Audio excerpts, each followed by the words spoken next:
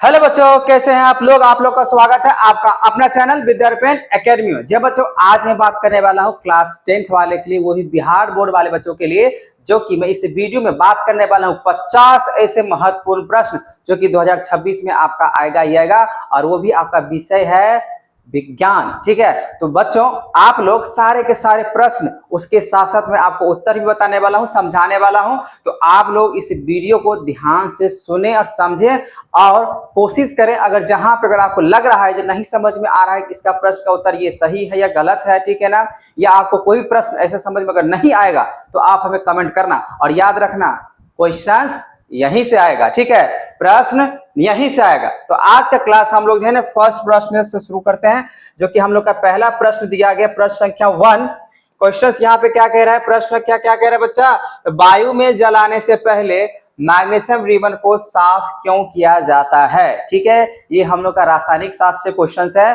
पहला क्वेश्चन यहाँ पे क्या बोला गया, मैग्नीशियम रिबन को हम लोग जलाने से पहले साफ क्यों करते हैं। सिंपल सी बात है, इसको इसीलिए साफ करते हैं ताकि उसमें ऑक्सीजन के संपर्क में आ सके, या हम कह सकते हैं उसको संयोग बना सके। इसीलिए क्या करते हैं, मैग्नीशियम रिबन्स को जलाने से पहले उसको क्या करते हैं, रगड़ते हैं। लेकिन इसका आंसर सुनिए ध्यान से, बोला गया मैग्नीशियम रिबन की सतह पर उपस्थित मैग्नीशियम ऑक्साइड की सतह रहता है। कौन सा सतह रहता है, ऑक्साइड की सतह रहता है, जिसके वजह से हम लोग क्या करते हैं, उसको जलाने से पहले उसको रेगमोल नाम से जो है ना उसको क्या करते हैं, रेगमोल से क्या करते हैं, उसको साफ करते हैं ताकि वो ऑक्सीजन के संपर्क में आएगा और फिर वो क्या होगा, आसानी से जल जाएगा। ठीक है, ये रहा आपका पहला प्रश्न जो कि 2 मार्क्स के क्वेश्चन में आएगा ही आएगा। ठीक है बच्चों, चलिए हम लोग बात करते हैं नेक्स्ट प्रश्न का। बोला गया है संतुलित रासायनिक समीकरण क्या है। संतुलित रासायनिक समीकरण क्या है, और रासायनिक समीकरण को संतुलित करना क्यों आवश्यक है। बहुत ही सिंपल क्वेश्चन है, लेकिन ये क्वेश्चन किस तरीके से आपको दिया गया है, बोला जा रहा है जब हम लोग कोई चीज को बैलेंस करते हैं, बैलेंस मतलब संतुलित करते हैं ना, जैसे मान लीजिए H2O है, ठीक है ना, अब H2O को अगर आप जोड़ते हैं, ध्यान समझिए, मैं आपको समझाते हुए वीडियो बना रहा हूं, ये नहीं सिर्फ आंसर दिखा रहा हूं, समझने की कोशिश कीजिए। यहाँ पे हम क्या कह रहे हैं, समीकरण को संतुलित क्यों करते हैं। पहली बात ये समझिए, संतुलित क्यों करते हैं वो तो अलग बात है। जैसे मान लीजिए H2 + O2 हुआ, आप इसको जैसे H2 + O2 अगर आप यहाँ पे ऐड करते हो, जोड़ते हो, तो क्या बनता है, H2O बना। लेकिन यहाँ पे आप गौर से देखें बच्चा, यहाँ पे ऑक्सीजन कितना है, 2 है, यहाँ पे ऑक्सीजन कितना है, 1 है, तो ये बैलेंस नहीं, ये असंतुलित है। अब ये असंतुलित को संतुलित बनाने के लिए क्या करना पड़ता है, इसको हमको ऐसा नंबर्स, ऐसे मॉलिक्यूल्स के साथ, ऐसे एटम के साथ, मासेस के साथ इसको क्या करेंगे, मल्टीप्लाई करेंगे, जिससे क्या हो जाना चाहिए, दोनों तरफ, मतलब यहाँ पे दाएं साइड बाएं साइड दोनों तरफ क्या हो जाना चाहिए, बराबर हो जाना चाहिए। तो आप क्या करो, इसको आप 2 से मल्टीप्लाई करो, ठीक है, और जैसे इसको 2 से आप मल्टीप्लाई किया बच्चा, तो क्या हुआ, 2 दूना कितना हुआ, 4, तो 4 को हो गया हाइड्रोजन, ठीक है ना, और 2 को क्या हो गया, ऑक्सीजन हो गया।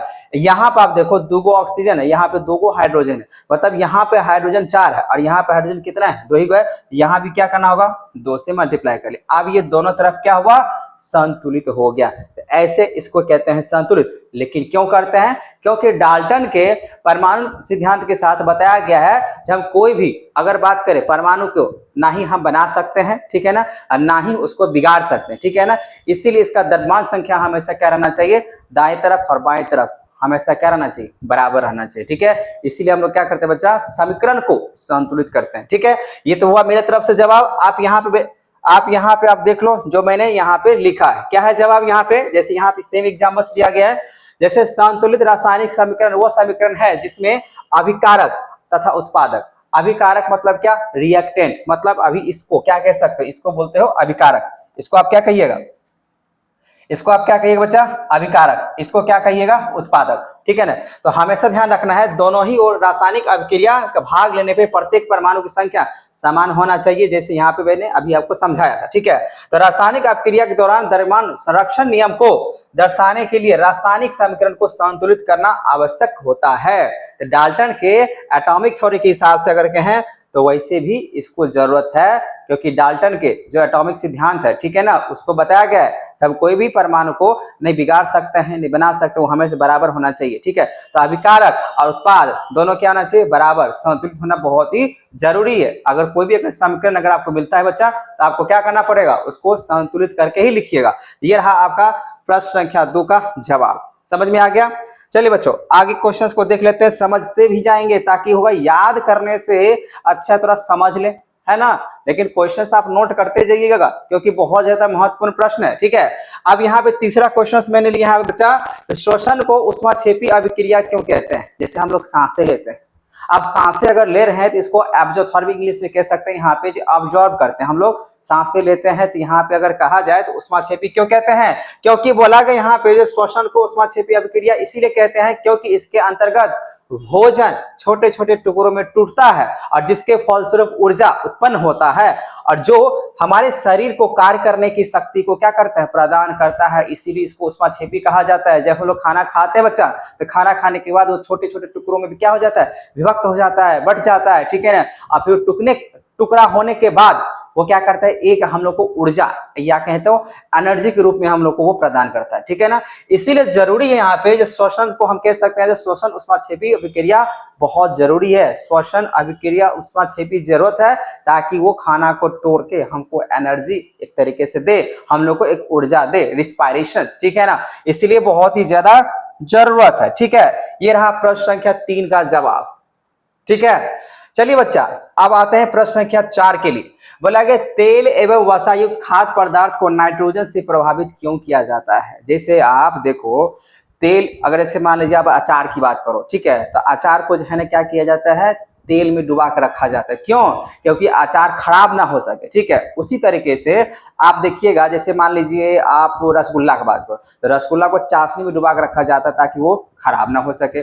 उसी तरीके से अगर कहें तो यहाँ पे जितना भी पैकेट बंद वाले चीजें सामान होता है, वस्तु होता है बच्चा, जैसे अगर बात करें आप कुरकुरे की बात कर लो, ठीक है ना, लेज की बात कर लो, उसमें नाइट्रोजन गैस भरा हुआ रहता है। क्या भरा हुआ रहता है, नाइट्रोजन गैस। क्यों भरा हुआ रहता है, ताकि वो खराब ना हो सके, ठीक है। तो वसा युक्त मतलब खराब ना हो सके, रेनसिडिटी इसको इंग्लिश में बोलते हैं, वो ना हो सके, इसी वजह से क्या करते हैं उसमें नाइट्रोजन गैस खासकर पैकेट बंद वाले चीज में रहता है, ठीक है। तो इसका जवाब आप सुन लो। प्रश्न तो यहाँ पर चौथा नंबर प्रश्न है, तेल एवं वसायुक्त खाद्य पदार्थ को नाइट्रोजन से प्रभावित किया जाता है क्योंकि ऐसा करने से खाद्य पदार्थ वायु में उपस्थित ऑक्सीजन से अभिक्रिया करके ऑक्सीकृत नहीं होते हैं और इस प्रकार खाद्य पदार्थ को लंबे समय तक सुरक्षित रखा जा सकता है। नाइट्रोजन गैस इसीलिए भरा जाता है ताकि जो है ना वो प्रभावित ना हो, वो कोई ऑक्सीकारक नहीं बना सके, ठीक है ना, उसके साथ संपर्क में नहीं आए। अगर संपर्क में अगर आएगा तो क्या हो जाएगा बच्चा, वो वस्तु खराब हो जाता है, ठीक है ना। इसी वजह से हमेशा ध्यान रखना है, तेल या वसा युक्त खाद्य पदार्थ को हमेशा क्या करते किया जाता है, नाइट्रोजन से प्रभावित किया जाता है, मतलब नाइट्रोजन उसमें भरा जाता है ताकि जो है ना उसको सुरक्षित रहे, लंबा समय तक टिके। इसीलिए पैकेट वाले चीज जल्दी खराब नहीं होता है क्योंकि उसमें नाइट्रोजन गैस भरा हुआ रहता है, ठीक है। आपको समझ में आ गया बच्चा। चलिए आगे बात कर लेते हैं प्रश्न संख्या 5। तो प्रश्न संख्या अगर 5 की अगर बात करें बच्चा, तो यहाँ पे क्या बोला गया है, पीतल एवं तांबे के बर्तनों में दही एवं खट्टे पदार्थ क्यों नहीं रखा जाता है। आप देखे होंगे, ठीक है ना, आसपास अगर अपने या घर में अगर बातें करें, पीतल वाले चीज की अगर बातें करें या तांबे वाले बर्तन में दही एवं खट्टे वाले पदार्थ क्यों नहीं रखा जाता है, क्योंकि वो एक तरीके से दूषित कर जाएगा, बीमार पड़ जाता है। क्यों, थोड़ा सा ध्यान से देखिए। बोला गया दही एवं खट्टे पदार्थ की प्राकृतिक अम्लीय होती है, अम्ल, एसिड, ठीक है ना, क्या होता है, अम्ल, खट्टा। मतलब दही में अगर बात करें तो लैक्टिक एसिड के साथ से बात किया जाएगा जो कि खट्टापन वाला होता है। यदि इन पदार्थों को पीतल एवं तांबे के साथ अगर रखा जाए, खट्टा वाले चीजों को या दही वाले चीज को अगर रखा जाएगा तो धातु से क्या कर लेगा, अभिक्रिया कर ले। और जब वो अभिक्रिया करेगा, अभिक्रिया का मतलब होता है रिएक्शंस, ठीक है ना, अगर वो रिएक्शंस अगर कर जाएगा बच्चा तो बोला वो धात्विक मतलब मेटल्स, धात्विक लवण बनाते हैं जिसके कारण भोजन दूषित हो जाएगा, खराब हो जाएगा। यदि कोई व्यक्ति उस दूषित भोजन को खाता है तो क्या पड़ जाएगा, बीमार पड़ जाएगा। इसीलिए कभी भी तांबा या पीतल वाले अगर बात करें बर्तन में कभी भी खट्टा वाला चीजें या खासकर दही वाला चीजें नहीं रखना चाहिए क्योंकि फिर उसमें मिल जाएगा और एक तरीके से जहर टाइप का जहर अगर कहें तो वो रूप ले लेता है, ठीक है। इसीलिए वो खाना एकदम शरीर के लिए क्या होता है बच्चा, हानिकारक होता है, ठीक है। चलो बच्चा, ये तो आपको प्रश्न समझ में आ गया क्यों नहीं रखना चाहिए। अब आते हैं प्रश्न संख्या 6 पे, ठीक है। 6ठा नंबर प्रश्न बताया गया है, जो शुष्क हाइड्रोक्लोरिक गैस शुष्क लिटमस पत्र के रंग को क्यों नहीं बदलता है, ठीक है। बोला गया शुष्क हाइड्रोक्लोरिक गैस जो है वो लिटमस पत्र जो होता है, किस तरीके से पेपर होता है, उसके रंग को क्यों नहीं बदलता है? क्योंकि H+ आयंस की वजह से। आप देखिए यहाँ से शुष्क हाइड्रोलिक गैस शुष्क लिटमस पत्र के रंग को इसीलिए नहीं बदलती है क्योंकि शुष्क HCl गैस में, जिसको हम लोग HCl मतलब हाइड्रोक्लोरिक, इसी को बोल सकते हैं हाइड्रोक्लोरिक गैस, ठीक है ना। तो हाइड्रोक्लोरिक गैसेस से बोला गया हाइड्रोजन आयन, जिसमें क्या होता है H+ आयंस।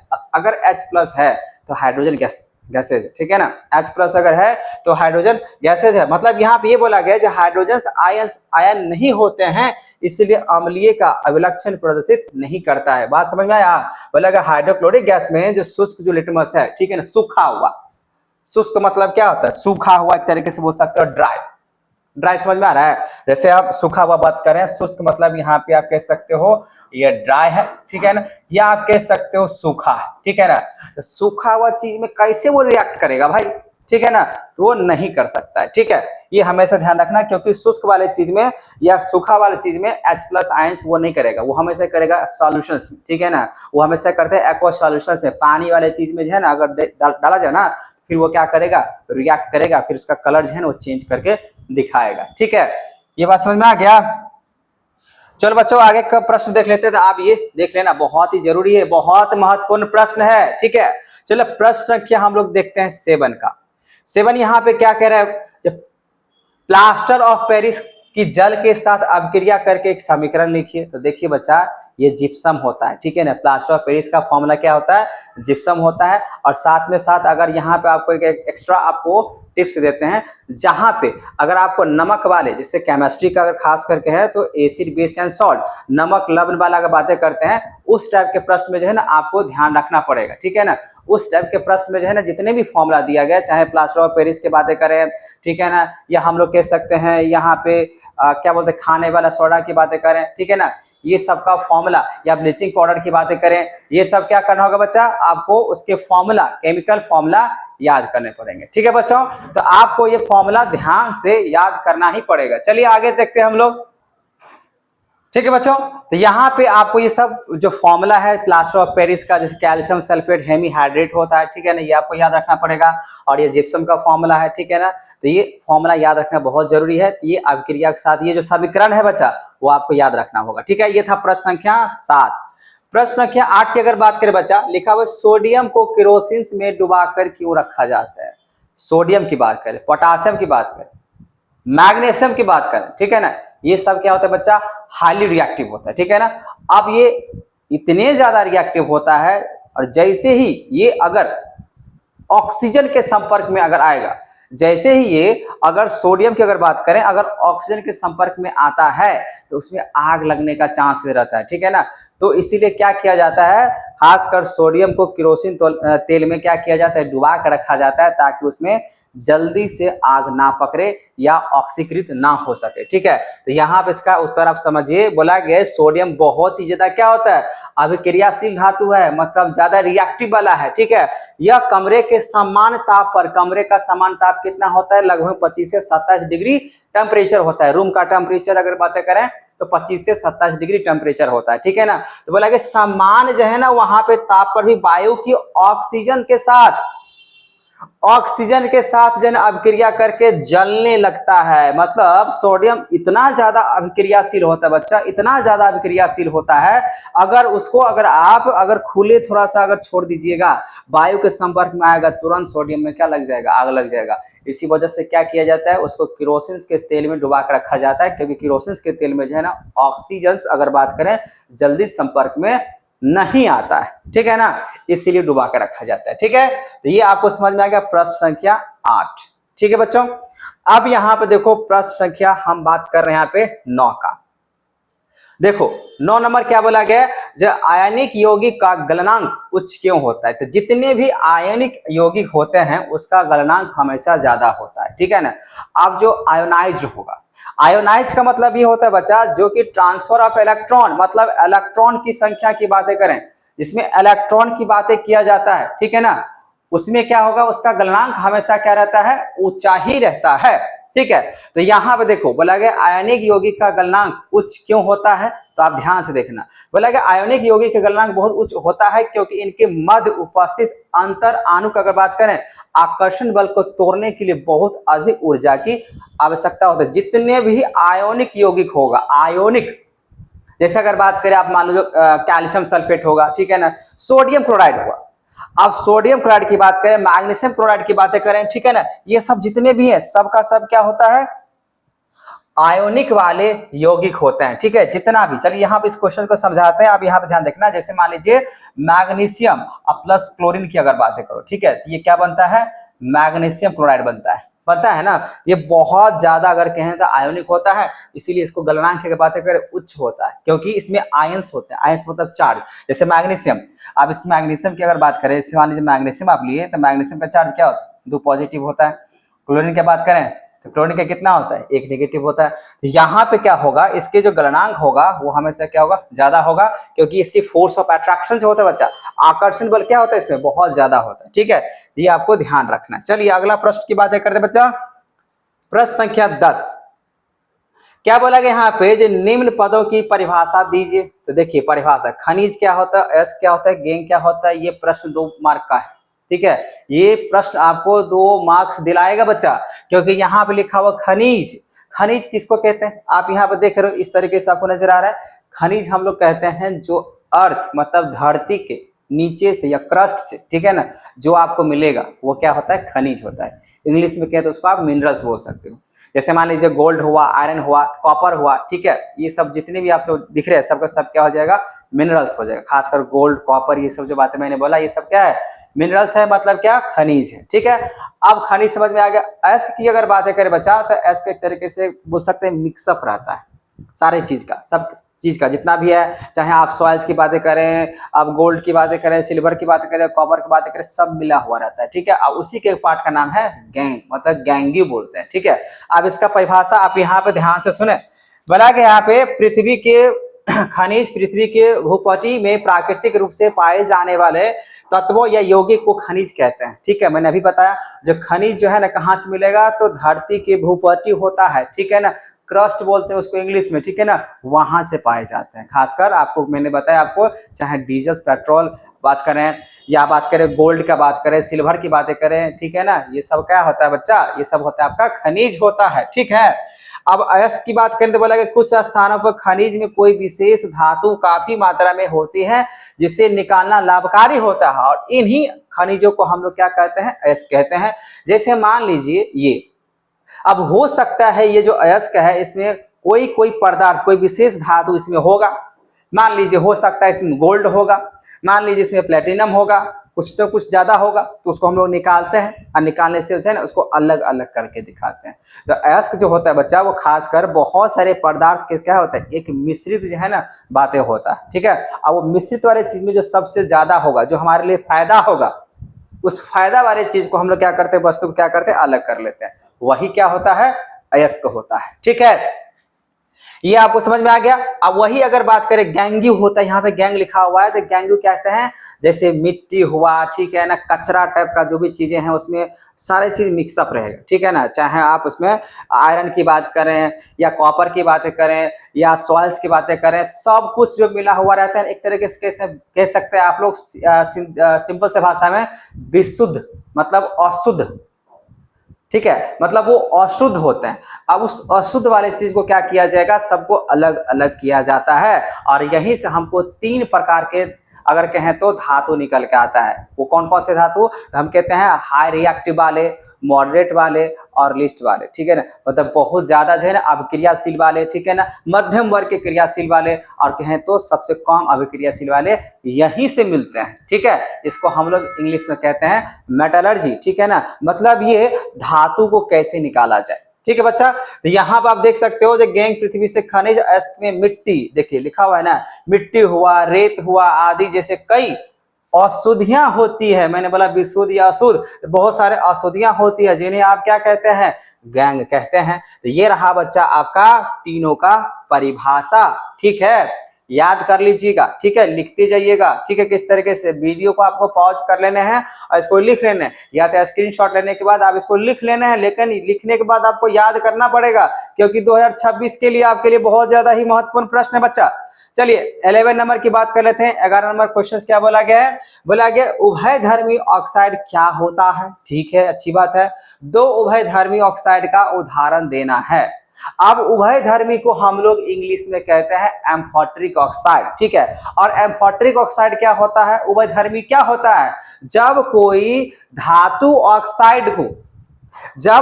धातु ऑक्साइड को आप अगर मान लीजिए एसिड के साथ और बेस के साथ अगर उसको आप अगर अभिक्रिया करते हो तो वो बन जाता है, वो दोनों के साथ कर सकता है। मतलब जो मेटल ऑक्साइड होगा, जितने भी धातु ऑक्साइड होगा, वो जितने भी धातु ऑक्साइड है अगर वो एसिड के साथ, ठीक है ना, और बेस के साथ अगर दोनों के साथ अगर अभिक्रिया कर लेता है बच्चा, ठीक है ना, दोनों के साथ क्या कर लेगा, अभिक्रिया कर लेगा। जैसे अम्ल, एसिड को क्या बोलते हैं, अम्ल। अम्ल तथा क्षार दोनों के साथ जब अभिक्रिया करेगा उसको आप क्या कहिएगा, उभयधर्मी अभिक्रियाशील। मतलब ऑक्साइड, यहाँ पर उभयधर्मी ऑक्साइड क्या होता है, समझ में आ गया। बोला कि वे धातु ऑक्साइड जो अम्लीय के साथ साथ क्षारीय लक्षण भी प्रदर्शित करता है, अर्थात अम्ल तथा क्षार दोनों के साथ अभिक्रिया करेगा, दोनों के साथ, चाहे वो एसिड हो चाहे वो बेस हो, दोनों के साथ एम्फोटेरिक ऑक्साइड क्या करता है, रिएक्ट करता है। उसी को हम लोग बोल सकते हैं यहाँ पे उभयधर्मी ऑक्साइड बोल सकते हैं। जैसे एग्जांपल से आप देख सकते हो, जैसे एल्युमिनियम ऑक्साइड हुआ, जिंक ऑक्साइड हुआ। अब इसको आप चाहो तो एसिड के साथ HCl के साथ अगर मान लीजिए इसको रिएक्ट कराइएगा ना एल्युमिनियम ऑक्साइड को, तो यहाँ बन जाएगा आपको, अगर HCl के साथ कराते हैं तो HCl के साथ क्या बनेगा यहाँ पे, तो एल्युमिनेट बन जाएगा, या जिंक सल्फेट के साथ बनाते हैं, ठीक है ना, तो यहाँ पे जिंकेट बन जाएगा। ठीक है, तो इस तरीके से क्या होता है, आपका बन जाता है। फिलहाल आपका ये प्रश्न का उत्तर हुआ, इसको आपको याद कर लेने बच्चे, बहुत छोटा छोटा मैंने उत्तर लिया ताकि आपको आसानी हो याद करने में। ठीक है, प्रश्न संख्या 12 बोला गया गर्म जल का टैंक बनाने में तांबे का उपयोग क्यों होता है। ध्यान सुनिएगा, प्रश्न बहुत अच्छा है। लिखा है यहाँ पे गर्म जल का टैंक बनाने में तांबे का उपयोग होता है, परंतु इस्पात लोहे की मिश्रित धातु का क्यों नहीं होता, इसका कारण बताओ भाई। ये तो बात समझ में आ गया, जब गर्म जल का टैंक बनाया जाता है तांबे को उपयोग करके, लेकिन इस्पात मतलब लोहे की मिश्रित धातु नहीं किया जाता है, क्योंकि इसमें जो है ना बहुत सारे कारण है, वो ऑक्साइड का कारण है। इसका आप ध्यान से सुनो, गर्म जल का टैंक बनाने में तांबे का उपयोग होता है परंतु इस्तेमाल लोहे मिश्रित धातु का नहीं, क्योंकि तांबे गर्म जल का अथवा भाप से अभिक्रिया नहीं करता है। ये ध्यान रखना है, क्योंकि गर्म बोला यहाँ पे, तांबा जो है ना, तांबा जो गर्म होगा वो जल के साथ भाप से कोई भी अभिक्रिया नहीं करेगा, उसको रिएक्ट नहीं करता है। अर्थात ये हुआ जब इस्पात गर्म जल अथवा भाप से अभिक्रिया करके आयरन ऑक्साइड बनाता है तो वैसा ही रहेगा। जैसे यहाँ पे देख सकते हो आयरन और भाप मतलब एक तरीके से वाटर ही है, गर्म किया गया है, और जैसे इसको रिएक्ट करेंगे तो आयरन ऑक्साइड और हाइड्रोजन बनाता है बच्चा। ठीक है, ये आपका जवाब रहा, ये ध्यान रखिएगा, क्योंकि इसमें ध्यान रखना है जो तांबा गर्म था भाप से अभिक्रिया नहीं करता है, इसी वजह से जो है ना उसका यूज नहीं करते हैं। ये रहा प्रश्न संख्या आपका 12। प्रश्न संख्या 13 की बात कर लेते हैं। क्या लिखा है यहाँ पे, एथनॉल से एथनोइक अम्ल में परिवर्तन को ऑक्सीकरण अभिक्रिया क्यों कहते हैं। ठीक है, बहुत ही अच्छा प्रश्न है, ये भी बहुत बार क्वेश्चन पूछा गया है, तो ये ध्यान रखिएगा। एथनॉल से एथनोइक अम्ल में आप कार्बन इस कंपाउंड की बात कर रहे हैं, जो कार्बोनाइजेशन की बात पढ़ा होगा आपने, कार्बन क्या होता है उसके बारे में, तो उसी से ये चैप्टर क्वेश्चन है। ठीक है, तो बोला गया यहाँ पे एथनोइक अम्ल में एथनॉल की अपेक्षा एक ऑक्सीजन परमाणु अधिक और 2 हाइड्रोजन परमाणु कम होते हैं, तो ऑक्सीजन की वृद्धि और हाइड्रोजन की कमी वाले रासायनिक अभिक्रिया ऑक्सीजन अभिक्रिया कहलाती है। ठीक है, ये आपको याद रखना है। जब लगे जी एथनोइक अम्ल में एथनॉल की अपेक्षा क्या होता है, ऑक्सीजन परमाणु अधिक होने की वजह से और 2 हाइड्रोजन परमाणु कम होने की वजह से ऑक्सीजन में वृद्धि और हाइड्रोजन की कमी हो जाता है। ठीक है ना, इसी वजह से क्या होता है, रासायनिक अभिक्रिया ऑक्सीकरण अभिक्रिया कहलाती है। आप सुने होंगे यहाँ पे रिडॉक्स रिएक्शंस, ठीक है ना, या ऑक्सीडेशन या रिडक्शंस, ठीक है ना, उसी तरीके से आप इसको सोच सकते हो। ठीक है, वहीं से ये प्रश्न है। प्रश्न संख्या यहाँ पे 14 देखिए बच्चा, लिखा हुआ है समजातीय श्रेणी क्या है। समजातीय श्रेणी क्या है, उदाहरण के साथ आपको समझाना। देखिए अगर समजातीय श्रेणी की अगर बातें करें बच्चा, तो इसको इंग्लिश में कहते हैं होमोलोगस सीरीज। ठीक है ना, इसको क्या कहते हैं, होमोलोगस सीरीज बोलते हैं। इसमें प्रश्न आपको 2 मार्क्स में 100% पूछा ही जाएगा, क्योंकि मैंने 50 जो क्वेश्चंस लिया वो बहुत ज्यादा इंपॉर्टेंट है। इसमें से ये बहुत बार क्वेश्चंस आया, ये हर एक साल अगर देखा जाए बच्चा ये क्वेश्चंस आता ही आता है, ठीक है ना। तो बोला कि यहाँ पे जो समझाते श्रेणी जो होता है ना, जिसको हम लोग CH4 के हिसाब से यहाँ पे बातें कर सकते हैं। तो CH4 जैसे मान लीजिए आप मीथेन, इथेन, प्रोपेनेन, ब्यूटेन, कोई चीज का अगर बात कर लो, ठीक है ना, तो सब में देखिएगा। अच्छा, केमिकल फॉर्मूला सेम हुआ। अब केमिकल फॉर्मूला अगर सेम है तो उसमें डिफरेंसेज होगा ना हम लोग सीरीज का, वो क्या होता है, CH2 का फर्क होता है, ठीक है। CH2 का फर्क होगा, हमेशा ध्यान रखना है। चाहे आप बात करें यहाँ पे मीथेन हो, इथेन हो या इथाइन हो, ठीक है ना, एल्केन, एल्किन या एल्काइन हो। तो जैसे मान लीजिए अगर आप लेते हो एल्केन का, तो एल्केन के लिए CN और H2N+2 होता है, ठीक है ना, फॉर्मूला के हिसाब से। तो फॉर्मूला में आप जब बनाओगे, उसका सीरीज बनाओगे, कार्बन नंबर मान लीजिए आप 1 2 3 4 5 लेते, ethane, methane, propane, butane, hexane, इस तरीके से आप लेते हो, ठीक है ना। तो क्या होगा, जैसे जैसे उसमें नंबर आप ऐड करते हो तो देखना उसमें एक CH2 का फर्क आएगा, मतलब 14 ग्राम मास का फर्क होता है, CH2 का फर्क होता है। वही क्या होता है, समजातीय श्रेणी होता है, ठीक है। आपने देखा होगा, पढ़ा होगा, ठीक है। मैं तो आपको दे रहा हूं महत्वपूर्ण प्रश्न, तो आपने जरूर देखा होगा, और नहीं देखे तो यहाँ पे देखिए क्या बोला गया बच्चा। यहाँ पे जो कार्बनिक यौगिक का वो समूह जिनका समान सूत्र एवं क्रियात्मक समूह एक जैसा होता है, जैसे मैंने अभी यहाँ पे बताया, जैसे मान लो CnH2n+2 हुआ ना। अब ये एल्केन का है।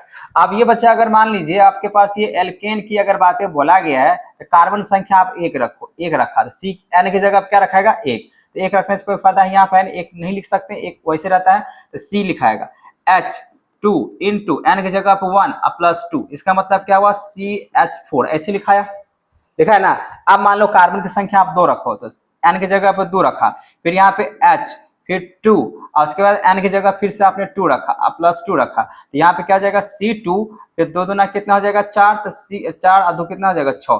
तो अब बच्चा यहाँ पे देखना, यहाँ देखो CH4 है और यहाँ पे क्या है, C2H4, मतलब क्या, कितना का डिफरेंस आ रहा है। तो यहाँ पे 2 कार्बन, यहाँ पे 1 कार्बन, तो 1 कार्बन डिफरेंस है, यहाँ पे 6 कार्बन, यहाँ पे 4 कार्बन, यहाँ पे कितना कार्बन डिफरेंस हुआ, 2 का, मतलब CH2 का ये क्या होगा, डिफरेंस होगा। ये समझाते श्रेणी में होता है। अब इसका मास निकालिएगा, द्रव्यमान संख्या का निकालना है ना, तो कार्बन का परमाणु संख्या कितना होता है, कार्बन का परमाणु संख्या कितना होता है, 6 होता है, और 6 को 2 से गुना कर लो, 6 को अगर 2 से अगर गुना कर लेते हैं तो कितना हो जाएगा बच्चा, 12 होगा। तो 12 हो गया कार्बन का द्रव्यमान मास, ठीक है ना। और 2 हाइड्रोजन है, 2 और जोड़ लीजिएगा, कितना हो जाएगा, 14 ग्राम।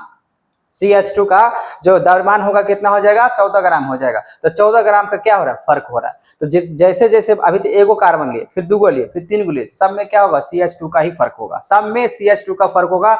वही समझाते श्रेणी कहलाता है। 14 ग्राम का अंतर या CH2 का डिफरेंस को हम लोग क्या बोल सकते हैं, समझाते श्रेणी बोलते हैं। हाँ, लेकिन एक बात हमेशा ध्यान रखना है, जो एक ही फॉर्मूला होना चाहिए। जैसे ये एल्केन है, फिर उसी तरीके से एल्काइन, फिर एल्कीन, ये तीनों जो होता है, तीनों में देखिएगा फॉर्मूला अलग होता है। जैसे इसका फॉर्मूला समझ में आ ही गया, उसमें क्या होता है, -2 के हिसाब से हम लोग बना सकते हैं। फिलहाल तो आपका क्वेश्चन समझ में आ गया होगा। अब इसको देखो क्या लिखा है यहाँ पे, जो समझाते श्रेणी के सदस्यों के निम्नलिखित लक्षण होते हैं। पहला लक्षण यहाँ बोला गया है, सभी सदस्य को एक समान सूत्र द्वारा प्रदर्शित कर सकते हैं। जैसे मैंने अभी बताया बच्चा, अभी मैंने क्या बताया, जैसे एक सूत्र मैंने दिया यहाँ पे, जब भाई आप CN, ठीक है ना, H2N और उसके बाद +2 ले लो, तो एक तरीके से ये फॉर्मूला हुआ एल्केन का।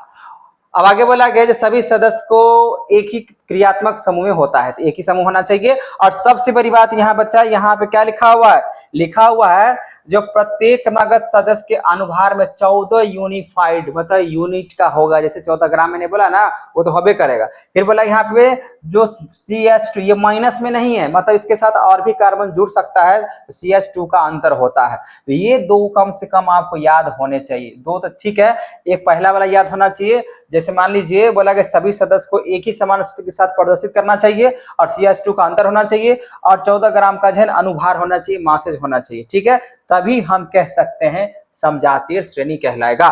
तो समजातीय श्रेणी के लिए ये होना बहुत ही ज्यादा आवश्यक होता है, CH2 का अंतर या 14 ग्राम यूनिट का डिफरेंस, ठीक है बच्चों। चलिए, यहां बात समझ में आ गया 14 नंबर क्वेश्चन। अब मैं बात कर लेता हूं 15 नंबर का। 15 नंबर क्वेश्चन क्या कह रहे हैं यहाँ पे, जो एथिल अल्कोहल के दो प्रमुख उपयोग बताइए। ये भी प्रश्न आया हुआ है, बहुत बार आया हुआ है, ठीक है। तो पहला यहाँ पे जवाब है आपका, शराब तथा अन्य अल्कोहलीय पेय पदार्थ, पीने वाले पदार्थ को क्या बोलते हैं, पेय पदार्थ में किया जाता है, और यह एक अच्छा विलायक है, मतलब मिल जाता है। दारू को, शराब को अगर अल्कोहल जैसे टाइप होता है, पानी मिलाइएगा तो मिल जाता है ना, तो ये क्या है, एक अच्छे विलायक माना जाता है, जो मिल जाएगा, ठीक है ना, अब उसको विलायक बोल सकते हो, ठीक है बच्चा। यहाँ पे अब अगला प्रश्न, ये भी 2 मार्क्स के लिए था। अगला प्रश्न आपका 16 नंबर प्रश्न की अगर बात करें बच्चा, तो बोला गया यहाँ पे, क्या बोला गया, स्प्रिट तथा शराब में क्या अंतर है। ये भी क्वेश्चन बहुत बार पूछा गया बच्चा। तो बोला गया है, यदि अल्कोहलीय पेय पदार्थ अशुद्ध है तथा उस स्प्रिट कहते हैं, तथा यदि अल्कोहलीय पेय पदार्थ अशुद्ध नहीं है तो इस शराब कहते हैं। अगर मान लीजिए अगर वो अशुद्ध है तो उसको आप कहिएगा स्प्रिट।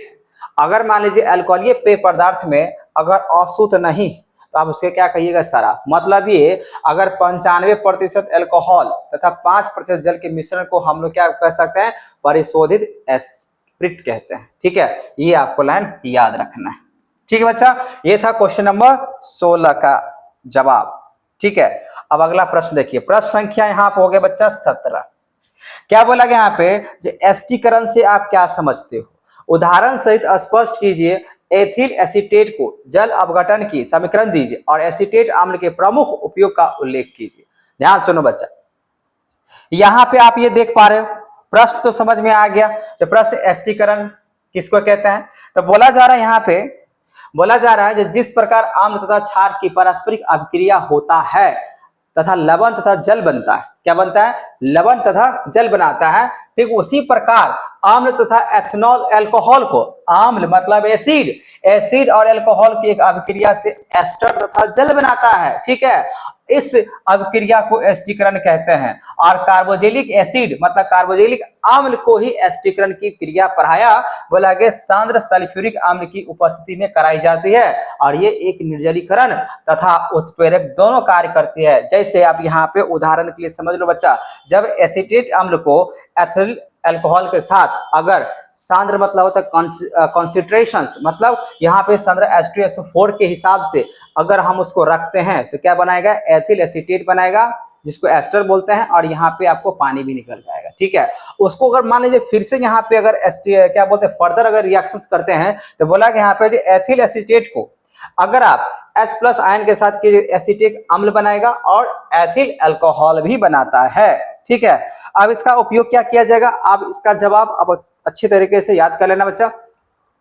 उपयोग अगर देखें तो प्रयोगशाला में अभिकर्मक के रूप में किया जाता है, और कृत्रिम सिरका एसीटेट जिसको बोलते हैं सिरका, उसको बनाने में काम किया जाता है, ठीक है बच्चा। अब बात करते हैं प्रश्न संख्या 18। प्रश्न संख्या 18 क्या कह रहे हैं यहाँ पे, जो वायवीय तथा अवायवीय श्वसन में क्या अंतर है। इंग्लिश में कहें तो एरोबिक रिस्पायरेशन और एनारोबिक रिस्पायरेशन के हिसाब से अगर कहें तो क्या अंतर है। ये भी प्रश्न बहुत बार आया है, ठीक है ना। अब ये बहुत बार आया है तो आपका प्रश्न 2026 में भी आएगा, ठीक है। तो बोला गया यहाँ पे जो कुछ जीवों के साथ नाम लिखे जिनमें अवयवी श्वसन होते हैं, ठीक है। तो चलो बच्चों इसको हम लोग ध्यान से देखते हैं, वायवीय श्वसन और अवायवीय श्वसन किसको कह सकते हैं। तो बोला कि सबसे पहला अगर देख लेते हैं जो वायवीय मतलब एरोबिक का अगर बात करें तो वायवीय श्वसन ऑक्सीजन की उपस्थिति में होता है, मतलब इसमें ऑक्सीजन रहेगा। एरोबिक रिस्पायरेशन पे अगर बात करें, ये एरोबिक रिस्पायरेशन है, तो एरोबिक रिस्पायरेशन में अगर बात करें ऑक्सीजन होता है, इसमें ऑक्सीजन रहेगा। लेकिन अवायवीय की बात करें, इसको एनारोबिक रिस्पायरेशन बोलते हैं, इसमें ऑक्सीजन नहीं रहता, अनुपस्थित रहता है, ठीक है। इसमें क्या रहेगा, अनुपस्थित रहेगा। पहली बात समझ में आ गया।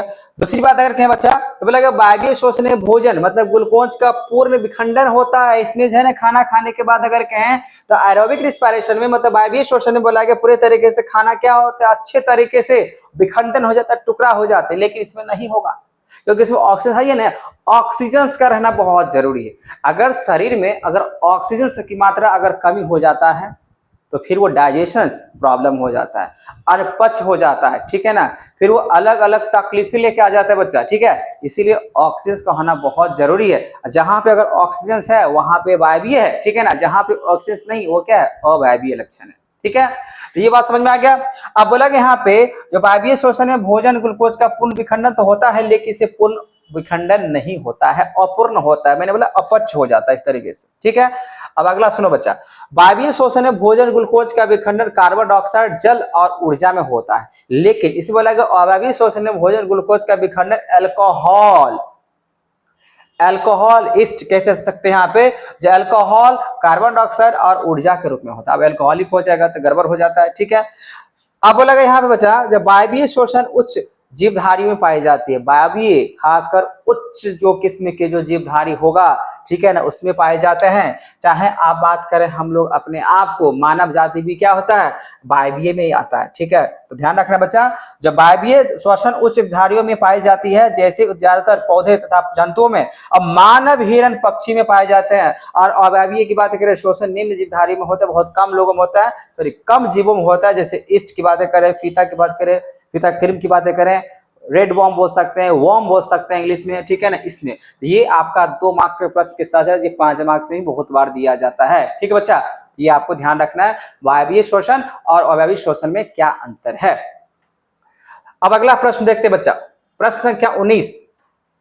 तो प्रश्न संख्या 19 क्या कह रहा है, अवशोषण तथा स्वांगीकरण में क्या अंतर है, ये भी ध्यान से सुन लो। बोला गया जब आहार नाल में पचित भोजन के अणुओं को विस्तृत होकर रुधिर में ध्यान रखना है, रुधिर में पहुंचने की क्रिया को अवशोषण कहते हैं, ठीक है। इसको इंग्लिश में क्या कह सकते हैं, एस्किमिनेशंस। मतलब ये खाना ऊना सब पचने के बाद, जैसे मान लीजिए डाइजेशन अगर हुआ, तो आपने खाना खाया तो डाइजेशन समझ में आया, खाना सब खाए, स्टमक में गया, खाना पच गया, पचने के बाद जो है ना आपका स्मॉल इंटेस्टाइन में गया, और स्मॉल इंटेस्टाइन के बाद जो है ना लार्ज इंटेस्टाइन में जो अनपच वाला चीज है वो बाहर निकल के आ गया। लेकिन जो पचा हुआ चीजें हैं वो एक रुधिर में, ब्लड के रूप में अगर बातें करें, जो पूरे पहुंचा दिया जाता है, वही तो स्वांगीकरण होता है, वही तो एस्किमिनेशन होता है, ठीक है। तो यहाँ पर आप देख सकते हो, जबकि पचे हुए भोजन को क्या बोला गया, अवशोषित करके कोशिका के जीवद्रव्य तक पहुंचाने के बाद भोजन के तत्वों को कोशिका में जीवद्रव्य के स्वरूप में विलीन होने की क्रिया को स्वांगीकरण कहते हैं। इंग्लिश में इसको बोलते हैं एस्किमिनेशन कहते हैं। यह भी आपका प्रश्न बहुत ज्यादा महत्वपूर्ण है बच्चा, ध्यान रखिएगा। प्रश्न संख्या 19, ठीक है। आगे देखते हैं प्रश्न संख्या 20 की बात करें तो बोला कि आमाशय किसे कहते हैं और इसके 3 प्रमुख कार्य लिखिए। बहुत बार क्वेश्चन पूछा गया है, ये जितने भी क्वेश्चन है बच्चा हमने वहां से उठाया है, वहां से लिखा है, वहां समझाया आपके लिए, क्योंकि ये प्रश्न बहुत बार पूछा गया है। और इस संभावित क्वेश्चन ये समझिए आपको 2026 में आने की बहुत ज्यादा जो है ना आप यहाँ पे संभावना है। तो आप प्रश्न को अच्छे तरीके से याद कर लेना, समझ लेना बच्चा, ठीक है। अब यहाँ प्रश्न संख्या 20 की अगर बात करें तो बोला गया आमाशय किसे कहते हैं, तो बोला गया आमाशय उदर गुहा में अनुप्रस्थ अवस्था में स्थित एक मशक के समान रचना है। यह आहार नाल का सबसे चौड़ा भाग है और जिसकी लंबाई लगभग में 24 सेंटीमीटर है तथा चौड़ाई 10 सेंटीमीटर होती है बच्चा। तो आमाशय के कार्य की अगर बात करें तो बोला गया भोजन का संग्रह करता है, ठीक है ना। आमाशय स्टमक की बात करें तो भोजन क्या बोला यहाँ पे, संग्रह करता है, भोजन को कोई पतला लई जैसा बनाता है और भोजन का पाचन यहाँ पे भी होता है।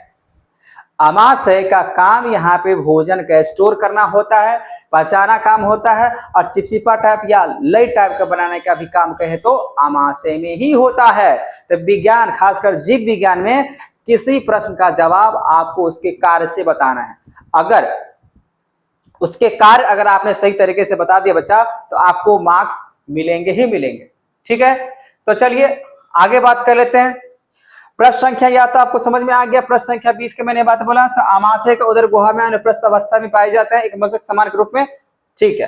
अब प्रश्न संख्या 21, अब प्रश्न संख्या 21 क्या करे बच्चे, यहाँ पे धमनी और शिरा में क्या अंतर है। जैसे वेन और आर्टरीज, इंग्लिश में कहा जाए वेन और आर्टरीज में क्या फर्क होता है, ये भी बहुत बार प्रश्न पूछा गया है। तो ध्यान से सुनो बच्चा, आप इसको क्या कह सकते हो, यहाँ पे देखो धमनी और शिरा मैंने यहाँ पे 2 टाइप की लिखा है। बोला गया रक्त का प्रभाव, धमनी बोला गया रक्त हृदय से शरीर के अंगों की ओर ले जाती है धमनी, लेकिन शिरा की बात करें तो रक्त शरीर के अंगों से हृदय की तरफ ओर ले जाता है। रक्त मतलब खून, ब्लड शरीर के अंगों से, शरीर के जितने भी बॉडी ऑर्गन्स है उससे जो है ना पूरे तरीके से हृदय की ओर ले जाते हैं, उसको हम लोग शिरा कहते हैं। लेकिन ये क्या होता है, जो रक्त हृदय शरीर के अंग तक, ठीक है, ये अंग तक ले जाता है और वो शरीर के अंग से हृदय तक ले जाता है, ठीक है। अब बोला कि यहाँ पे मुख्य रूप से ऑक्सीजन युक्त रक्त होता है, लाल होता है, जिसको हेमोग्लोबिन कहते हैं, ठीक है। मुख्य रूप से ऑक्सीजन से रहित रक्त नीला हो जाता है, इसमें ऑक्सीजन की मात्रा नहीं। बोला कि यहाँ पे ये मोटी पेशिया और लोचदार दीवारें होती है। इसमें बोला कि पतली और कम लचीली दीवार होती है। बल्ब अनुपस्थित होते हैं, वैल्वों की बात है, इससे बल्ब जो है अनुपस्थित होता है, इसमें नहीं रहता है। इसमें रहता है रक्त एक ही दिशा में प्रभावित करने के बल्ब को मौजूद रहता है। उसी तरीके से बात कर रक्त का जो दबाव होगा, उच्च दबाव और तेज गति से रक्त का प्रवाह इसमें होता है, इसमें कम दबाव और धीमी गति से रक्त का प्रभाव होता है। ठीक है। और यहाँ बोला गया त्वचा के नीचे गहरी स्थिति में रहता है, ये त्वचा के पास इस अगर कहें तो यहाँ पे सतही स्थिति में रहता है। ये रहा प्रश्न आपका, प्रश्न संख्या 21 का जवाब, जो धमनी और शिरा में क्या अंतर होता है। तो कम से कम आपको जो है 4-5 तो लाइन याद होने चाहिए। अब 5 मार्क्स में होगा तो आपको पूरा का पूरा लिखने पड़ेंगे बच्चे, ये ध्यान रखना है।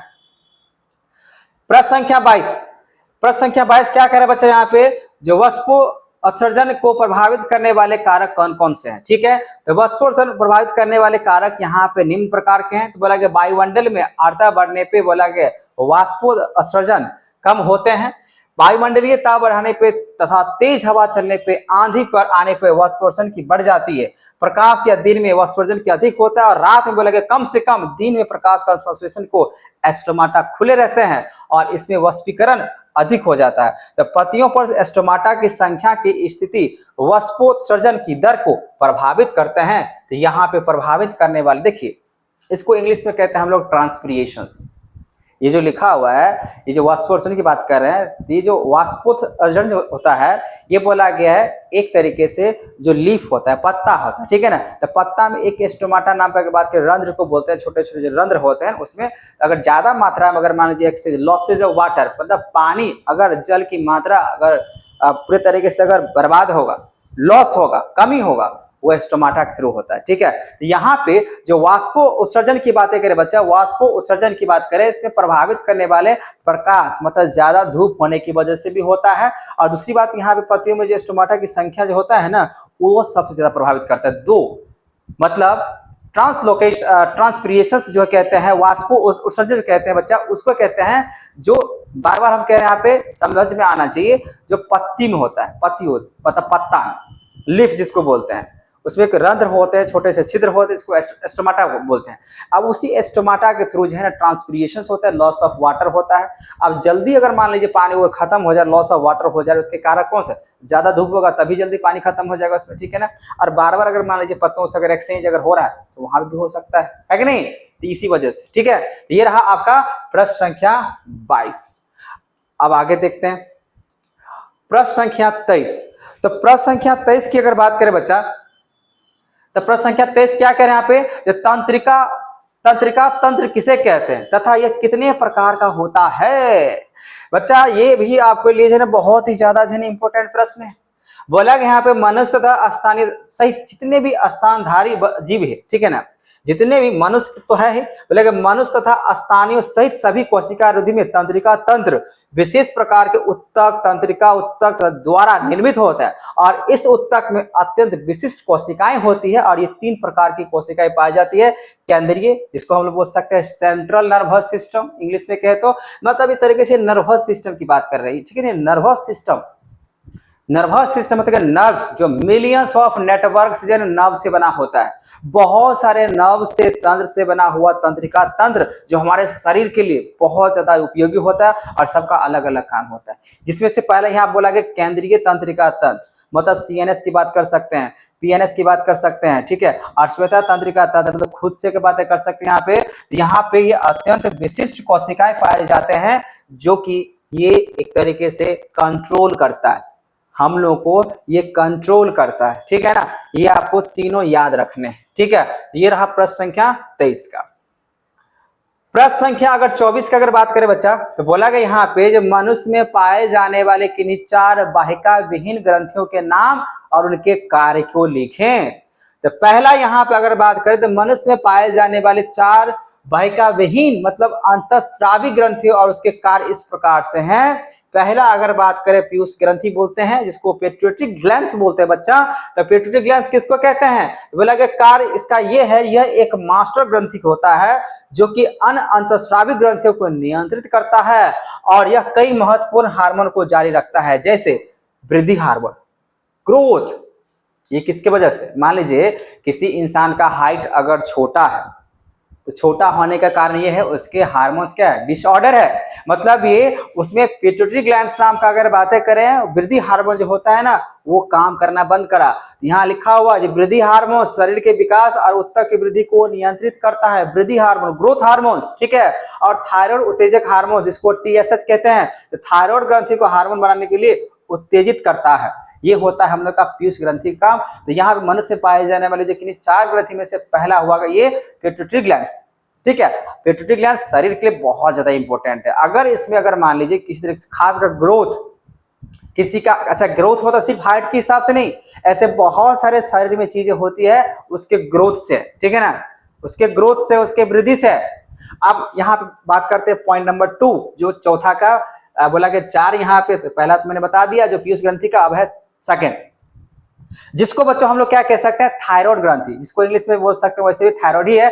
लेकिन इसका कार्य क्या है, यह गले में स्थित होता है और चयापचय को नियंत्रित करने वाले हार्मोन्स और थायरॉक्सिन का उत्पादन करती है, और इस शरीर के ऊर्जा के स्तर, तापमान और कैल्शियम के स्तर को प्रभावित करते हैं। थायराइड हो जाना, थायरॉक्सिन से प्रभावित हो जाना, मतलब तरीके से घेगापन हो जाना, मोटापन हो जाना, ठीक है ना, ये भी एक थायराइड का प्रॉब्लम्स होता है, ठीक है ना। मोटापा हो जाना मतलब कोई शरीर के ऐसे अंग जो है अपने आप जो बहुत ज्यादा उसका बढ़ रहा है, ठीक है ना, तो वो भी होता है थायराइड का काम। तो थायराइड मतलब समझ में आ गया, ये ऐसा मेटाबॉलिज्म होता है जो कि चयापचय होता है, जो कि कार्य यह गले में स्थित खासकर बोला गया गले, ठीक है। ये रहा सेकंड वाला। दूसरा समझो बच्चा, ये देखो 4 यहाँ पे, पहला, दूसरा, तीसरा और चौथा, ये आपको याद रखने हैं बच्चा, ठीक है ना।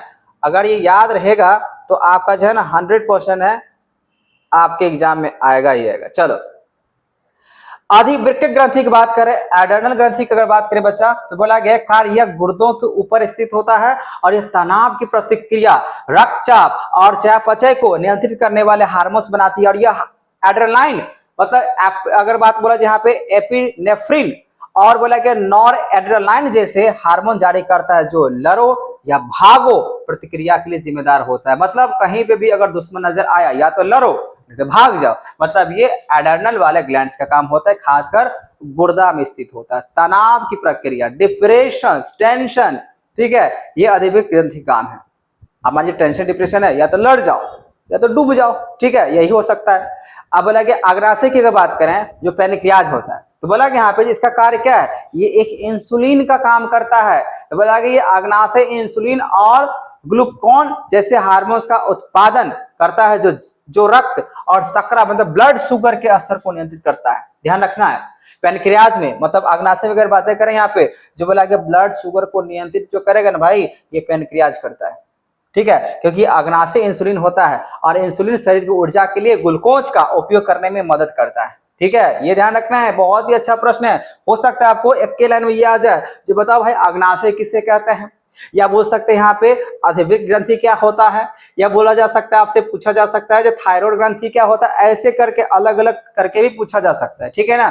लेकिन मैंने यहाँ पे एक साथ यहाँ पे जोड़ दिया, जब मनुष्य में पाए जाने वाले किन्हीं 4 जो वाहिका विहीन ग्रंथि है, ये रहा वाहिका विहीन ग्रंथि, से पीयूष ग्रंथि होता है, थायराइड ग्रंथि होता है, अधिवृक्क ग्रंथि होता है और अग्नाशय ग्रंथि होता है, और सबका यहाँ पे काम, ठीक है बच्चा। तो ये आपको समझ में आ गया, क्वेश्चन संख्या प्रश्न संख्या 24 तक समझ में आ गया। अब बात करते हैं प्रश्न संख्या 25 का। तो प्रश्न संख्या 25 क्या करें यहाँ पे, गर्भ निरोधन की विभिन्न विधियां कौन सी होती है, ये आपका जो है ना नियोजन से संबंधित है। तो बोला कि गर्भ निरोधन का क्या क्या विधियां हैं जिससे गर्भ ठहर जाए, रुका जाए, ठहर नहीं जाए, रोका जाए, ठीक है, मतलब गर्भ हो ही नहीं, ठीक है। इसके लिए यहाँ पे बहुत सारे जो है ना मेडिकल में भी दवाई है और साथ साथ बताया गया यहाँ पे। चलो सुनते हैं, यहाँ पे बोला गया गर्भ निरोधन के लिए बहुत सी विधियां का विकास किया गया जो निम्नवत है। पहला बोला गया अवरोधिक विधियां, इन विधियों में कॉन्डम, मध्यपट या गर्भाशय गिरवा या अक्षात का उपयोग किया जाता है। ये मैथुन के दौरान मादा जननांग में शुक्राणु को प्रवेश करने से रोकता है, मतलब हम कह सकते हैं गर्भ ना ठहरे, गर्भ ना हो महिलाएं, ठीक है ना, उसके लिए, इससे बचने के लिए कॉन्डम, मध्यपट, गर्भाशय गिरवा या अक्षात का उपयोग किया जाता है, ठीक है।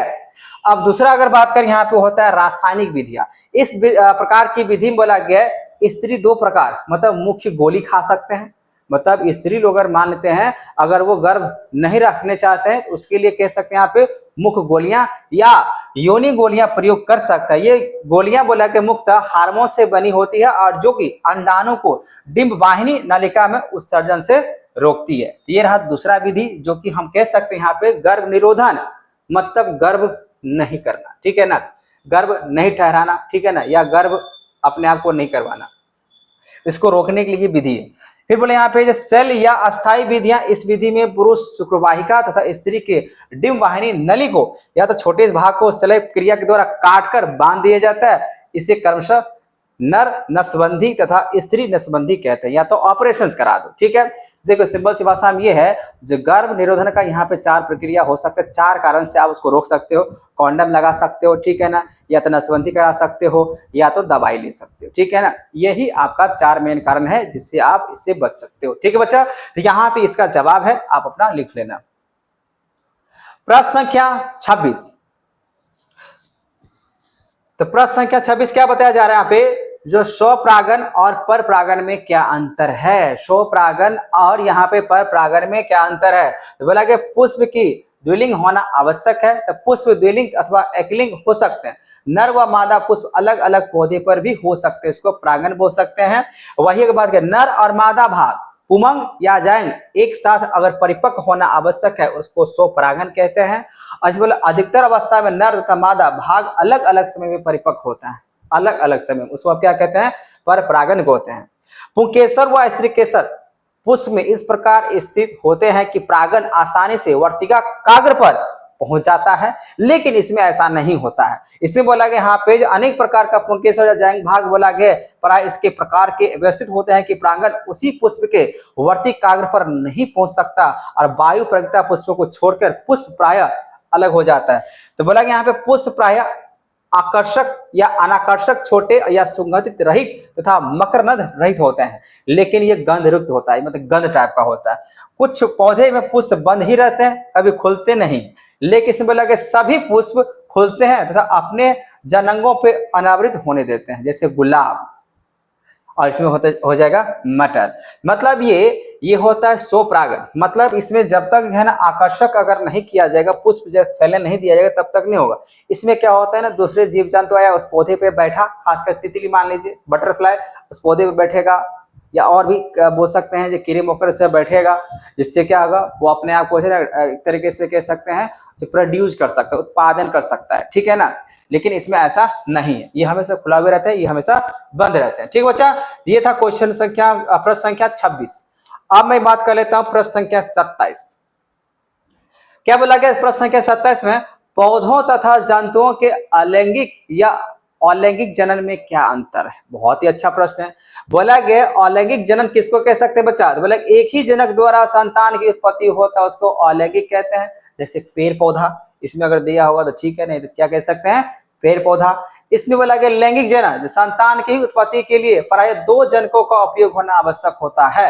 जैसे दूसरा बात है, युग्मों की आवश्यकता इसमें नहीं होता, अतः सभी विभाजन समसूत्री विभाजन से होते हैं। लेकिन बोला इसमें युग्मों के निर्माण के लिए अर्धसूत्री विभाजन होता है। इसमें बोला गया निषेचन नहीं होता है, इसमें फर्टिलाइजेशन नहीं होता है क्योंकि अलैंगिक है, मतलब पेड़ पौधा। इसमें अगर युग्मों का संलयन इस पर निषेचन की कहते हैं, इसमें निषेचन होता है, इसमें फर्टिलाइजेशन होता है। वही अगर बात करें बच्चे, यहाँ पे नए जीव के पुनर्जन जनक के समान गुण वाले ही होते हैं, मतलब पेड़ पौधे लगभग सब समान गुण का ही होगा। आप मान लीजिए शीशम का पेड़ ले लो, आप शीशम के पेड़ ले लो या गुलाब के ले लो, उसको काट के अगर लगाओगे तो लग जाएगा, लगेगा ना, तो इसका मतलब ये हुआ आप किसका बात करो, अलैंगिक जनन, मतलब इंग्लिश में कहते हैं असेक्सुअल, इसको आप क्या कहिएगा, सेक्सुअल, ठीक है। तो बोला कि यहाँ पे ये संताति के लक्षण के परिवर्तन पाया जाता है, इनमें दोनों जनकों के गुण पाए जाते हैं, मतलब मदर और फादर दोनों के इसमें लक्षण पाए जाते हैं। किसके लिए, लैंगिक जनन, क्योंकि ये क्या है, सेक्सुअल है, इसमें फर्टिलाइजेशन होते हैं, इसमें अर्धसूत्री होता है, लेकिन इसमें ऐसा कुछ भी नहीं होता है, ये असेक्सुअल है, ठीक है, ये आपको ध्यान रखना, ठीक है बच्चों। आप देखते हैं प्रश्न संख्या 28। प्रश्न संख्या 28 क्या करें यहाँ पे, लक्षण प्रारूप तथा जीन प्रारूप में क्या अंतर है। बहुत ही अच्छा प्रश्न है। जीनोटाइप और फिनोटाइप, इंग्लिश में क्या कहते हैं बच्चे इसको, जीनोटाइप और फिनोटाइप, ठीक है। तो बोला कि यहाँ पे लक्षण प्रारूप तथा जीन प्रारूप में क्या अंतर है? तो जीनोटाइप या जीन प्रारूपी आंतरिक लक्षण में जीव चाहे जैसा हो उसमें पाई जाने वाली जीनी संरचना को जीन प्रारूपी या जीनोटाइप कहते हैं। मतलब लक्षण जो पिताजी के जो पेरेंट्स में जो लक्षण पाए जाएंगे वो अगर मान लीजिए उसके बच्चों में अगर पाया जाता है तो हम कह सकते हैं जीनोटाइप मतलब क्रोमोसोम में जो पाए जाते हैं डीएनए, ठीक है ना, तो आप उसको कह सकते हैं जीनी संरचना। और फिनोटाइप की अगर बात करें बच्चा तो फिनोटाइप या समलक्षणी बोल सकते हैं जीन के किसी भी प्रकार की यदि बाह्य रूप में समान लक्षण या उसका प्रभाव दिखाई दे रहा है तो उसे समलक्षी या फिनोटाइप कहते हैं। जैसे मान लीजिए सिंपल सी भाषा में समझिए, जीनोटाइप का मतलब होता है जैसे मान लीजिए जो पेरेंट्स में जो जीन है जो क्रोमोसोम्स है, ठीक है ना, अगर उसके बच्चों में अगर मिला तो वो जीनोटाइप हो गया। वही अगर मान लीजिए फिनोटाइप की बात करते हैं जिसमें फिजिकल अपीयरेंस होगा, मतलब अगर पिताजी अगर टॉल है लंबे हैं तो हो सकता है उसके बच्चे भी टॉल दिख रहा है, फैट दिख रहे हैं, कलर के हिसाब से दिख रहे हैं तो वो फिनोटाइप में आ जाएगा, ठीक है ना। लेकिन जीनोटाइप क्या होता है? जीन डीएनए के हिसाब से। बात समझ में आ गया बच्चा? ये रहा आपका जीनोटाइप फिनोटाइप की बातें। अब यहां देखो प्रश्न संख्या 29 क्या करें यहाँ पे, शुद्ध एवं संकर जाति नस्ल में अंतर स्पष्ट करें। ये भी प्रश्न बहुत बार आया बच्चा, बोला शुद्ध जाति मतलब नस्ल वाला और संकर जाति की बात कर लेते हैं। तो बोला कि यहाँ पे किसी लक्षण के लिए जिस जाति में जीन्स संयुग्म होते हैं तो उस लक्षण के लिए वो शुद्ध कहा जाता है जिसमें जीन होगा। ऐसे बोला गया विषमयुगी मतलब किसी लक्षण के लिए जिस जाति में जीन्स मतलब विषम युग्मी होते हैं तथा तो उस लक्षण के लिए वो जाति क्या हो जाएगा? संकर जाति कहलाएगा, ठीक है बच्चा। अब आगे बोला कि शुद्ध जाति में उस लक्षण के लिए सभी युग्मों के समान प्रभाव वाले कारक होते हैं, अर्थात इस लक्षण के लिए सभी युग्मक एक जैसा होगा, शुद्ध होगा। जैसे पेड़ पौधा क्या होगा? सबका सब शुद्ध होगा, एक जैसा। मान लीजिए आप गेहूं खेत में छींट दो ना, जब सारे के सारे मान लीजिए आप गेहूं छींट दिए, धान रोप दिए तो कैसा देखेगा? सब धान गेहूं लगभग मान लीजिए गेहूं अलग अगर किए तो गेहूं सब सारे गेहूं एक जैसे नजर आएगा। आप धान की खेती धान की जैसे नजर ये थोड़ी है जिसमें से कोई और अलग नजर आएगा, बड़ा सा छोटा सा बहुत बड़ा सा या कोई नीचे है। लगभग में क्या होता है 99% या 95% क्या दिखता है? सेम तरीके से दिखता है। वही इंसान में अगर बात करें, अगर हम संकर जाति नस्ल की अगर बातें करें तो आप देखते हैं किसी इंसान का हाइट या उसका कलर, ठीक है ना, बहुत सारे क्या होता है डिफरेंट है। जितने भी यहाँ पे इंसान है सब डिफरेंट एक दूसरे में क्या है? अलग अलग है कि नहीं। लेकिन इसमें खेत में अगर बातें करें चाहे आप गेहूं धान कुछ की बात करते हैं सब एक जैसा होता है कि नहीं। आप यहाँ देखो बच्चा यहाँ पे इस समझ में आ गया तो बोले यहाँ पे युग में विभिन्न प्रकार के प्रभाव वाला कारक जीन होगा, अर्थात 50% प्रभावी तथा अन्य 50% अप्रभावी लक्षण आपको मिलबे करेंगे। प्रश्न संख्या 30 ये बहुत अच्छा प्रश्न आ गया फिर से, मेंडल के आनुवंशिकता के नियमों को विवेचना करें। देखिए मेंडल साहब की अगर बातें करें तो मेंडल साहब ने मटर का छेमी लेके उन्होंने आनुवंशिकता के बारे में बताया। आनुवंशिक मतलब हेरिडिटी, जो हमारे पूर्वजों के द्वारा और आगे वाले जनरेशन में जो चीजें पनपते हैं आते हैं वही तो होता है आपका आनुवंशिकता, ठीक है ना। तो क्या बोला कि यहाँ पे तो मेंडल के आनुवंशिकता के नियम या मेंडलवाद मेंडल ने मटर के विभिन्न गुण वाले पौधों के बीच संकरण कराया और संकरण प्रयोग से पर्याप्त परिणाम के आधार पर वंशागति के महत्वपूर्ण बोला कि यहाँ पे निष्कर्ष निकालने और उसके बाद जब डी बीज कार्ल कॉरेंस तथा एरिक वॉन सेर नामक 3 बोला कि यहाँ पे वैज्ञानिक ने अलग अलग मेंडल जैसे प्रयोग किए तथा उनसे मेंडल के नाम का काम का पुष्टि हुई, तभी उसको बोला जाता है मेंडल का सिद्धांत प्रकाश में आया था। मतलब ये तीनों अगर बातें करें तो जब उसके सिद्धांत को देखा समझा तो मेंडल का जो सिद्धांत था नियम था वो आया और मेंडल के सिद्धांतिक बिंदुओं को ही 3 वैज्ञानिकों ने नियम के रूप को प्रतिपादन किया। इन्हें मेंडल के आनुवंशिकता के नियम कहा जाता है। जैसे उनके 3 नियम थे, इंग्लिश में समझिए। जैसे हम इसको बोल सकते हैं यहाँ पे law of dominant. Law of dominant क्या होता है? जो वैसा चीजें जो अपने आप में उजागर होगा। सिंपल सी बात है, मान लीजिए खेत में आप गेहूं लगाए, ठीक है ना, उसमें से कोई ऐसा पौधा है जिसका हाइट बहुत ज्यादा है, ऐसा पौधा है जिसमें से उसका हाइट ऊंचाई क्या ज्यादा है, तो वो अपने आप को क्या करेगा? एक्सप्रेस करेगा। तो पहला लॉ होता है लॉ ऑफ डोमिनेंट, जिसमें सारे के सारे पौधा क्या था? सारे के सारे पौधा क्या था? लंबा था। ऐसा मेंडल के लॉ में बोला गया, पहला लॉ। दूसरा लॉ बोला गया है law of segregation. Law of segregation ये होता है बच्चा जिसमें साथ रहेंगे लेकिन उसको इंटरफेयर नहीं करेगा, वो अपना काम करेगा, हम अपना काम करेंगे। उसको क्या बोलते हैं? Law of segregation. ठीक है। वही अगर बात बच्चा कहे, तीसरा लॉ जो था वो था law of assortment. Law of assortment का मतलब होता है मेरा मन मैं जो कहूं या मैं जो करूं, उसको बोलते हैं लॉ ऑफ असॉर्टमेंट। ये सिंपल सी भाषा मैंने तीन आपको यहां पे मैंने बता दिया, जो मेंडल का 3 लॉ था, मेंडल का 3 नियम था। ठीक है बच्चा, आगे बात करते हैं। अब अगला प्रश्न की अगर बात करें बच्चा, 31 मतलब 31 नंबर, क्या बोला गया यहाँ पे क्वेश्चन, कोई डॉक्टर अगर यहाँ पे 1.5 डायोप्टर, इसको डायोप्टर बोलते हैं, ठीक है ना, क्षमता का संशोधक लेंस निर्धारित करता है और लेंस की फोकस दूरी बोला गया ज्ञात करना है, क्या निर्धारित लेंस अपसारी होगा या अपसारी होगा? मतलब इन्वर्टेड होगा या वर्चुअल होगा, सीधा होगा या टेढ़ा होगा, ठीक है ना, यही पता करना है। देखो बच्चा, पावर ऑफ लेंस का फॉर्मूला क्या होता है? 1/f ये होता है, या पावर ऑफ लेंस का आप बोल सकते हैं जो फोकल लेंथ का, फोकस दूरी का जो व्युत्क्रम होता है वही क्या होता है? पावर ऑफ लेंस होता है। ये तो रहा आपका फॉर्मूला के हिसाब से। अब यहाँ प्रश्न देखिए, पावर ऑफ लेंस दिया हो तो पावर ऑफ लेंस अगर दिया गया तो आप यहाँ पर रखिएगा, अब यहाँ पे ये रखिएगा तो ये यहाँ पे आ जाएगा। अब इसको चेंज करो, प्लस 1.5 है ना, तो 1.5 मीटर में दिया हुआ, तो मीटर में अगर दिया हुआ है तो वैसे ही पता ही है, हम लोग को मीटर में ही रखना है। हाँ, अगर सेंटीमीटर में रहेगा तो सेंटीमीटर को आपको क्या कर लेना है? मीटर में कन्वर्ट कर लेना है। लेकिन ये जो डायोप्टर है, डायोप्टर हमेशा क्या होता है? मीटर में होता है। डायोप्टर हमेशा क्या होता है? मीटर में होता है। तो ये मीटर में ही दिया गया, ठीक है। तो यहाँ पे बहुत सिंपल है, 2/3 इसको सिंपलिस्ट कर लेंगे, 2/3 निकला, तो इसको डिवाइड करेंगे तो प्लस में 0.67, अगर प्लस में अगर होता है बच्चा तो चूंकि लेंस की फोकस दूरी बोला गया धनात्मक है, मतलब प्लस में है, जब प्लस में होता है तो लेंस की प्राकृतिक क्या होगा? अभिसारी होगा, ना कि अपसारी। पॉजिटिव है तो अभिसारी बनेगा, ठीक है, ये आपको ध्यान रखना है। तो ये भी प्रश्न आपको इस टाइप को देख लेना बच्चा।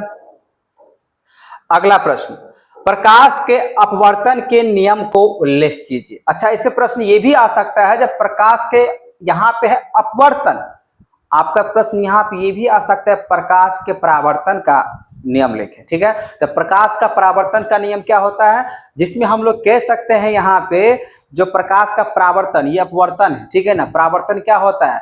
जिसमें अगर कह सकते हैं यहाँ पे जो इंसिडेंट रे की बातें कर सकते हैं, ठीक है ना, जो रेखा आती है दूर से, फिर उसमें जो अभिलंब हुआ, ठीक है ना, और जो परावर्तित किरण होता है अगर वो एक जगह पे मिल जाता है तो उसको आप कह सकते हैं परावर्तित का पहला नियम, ठीक है।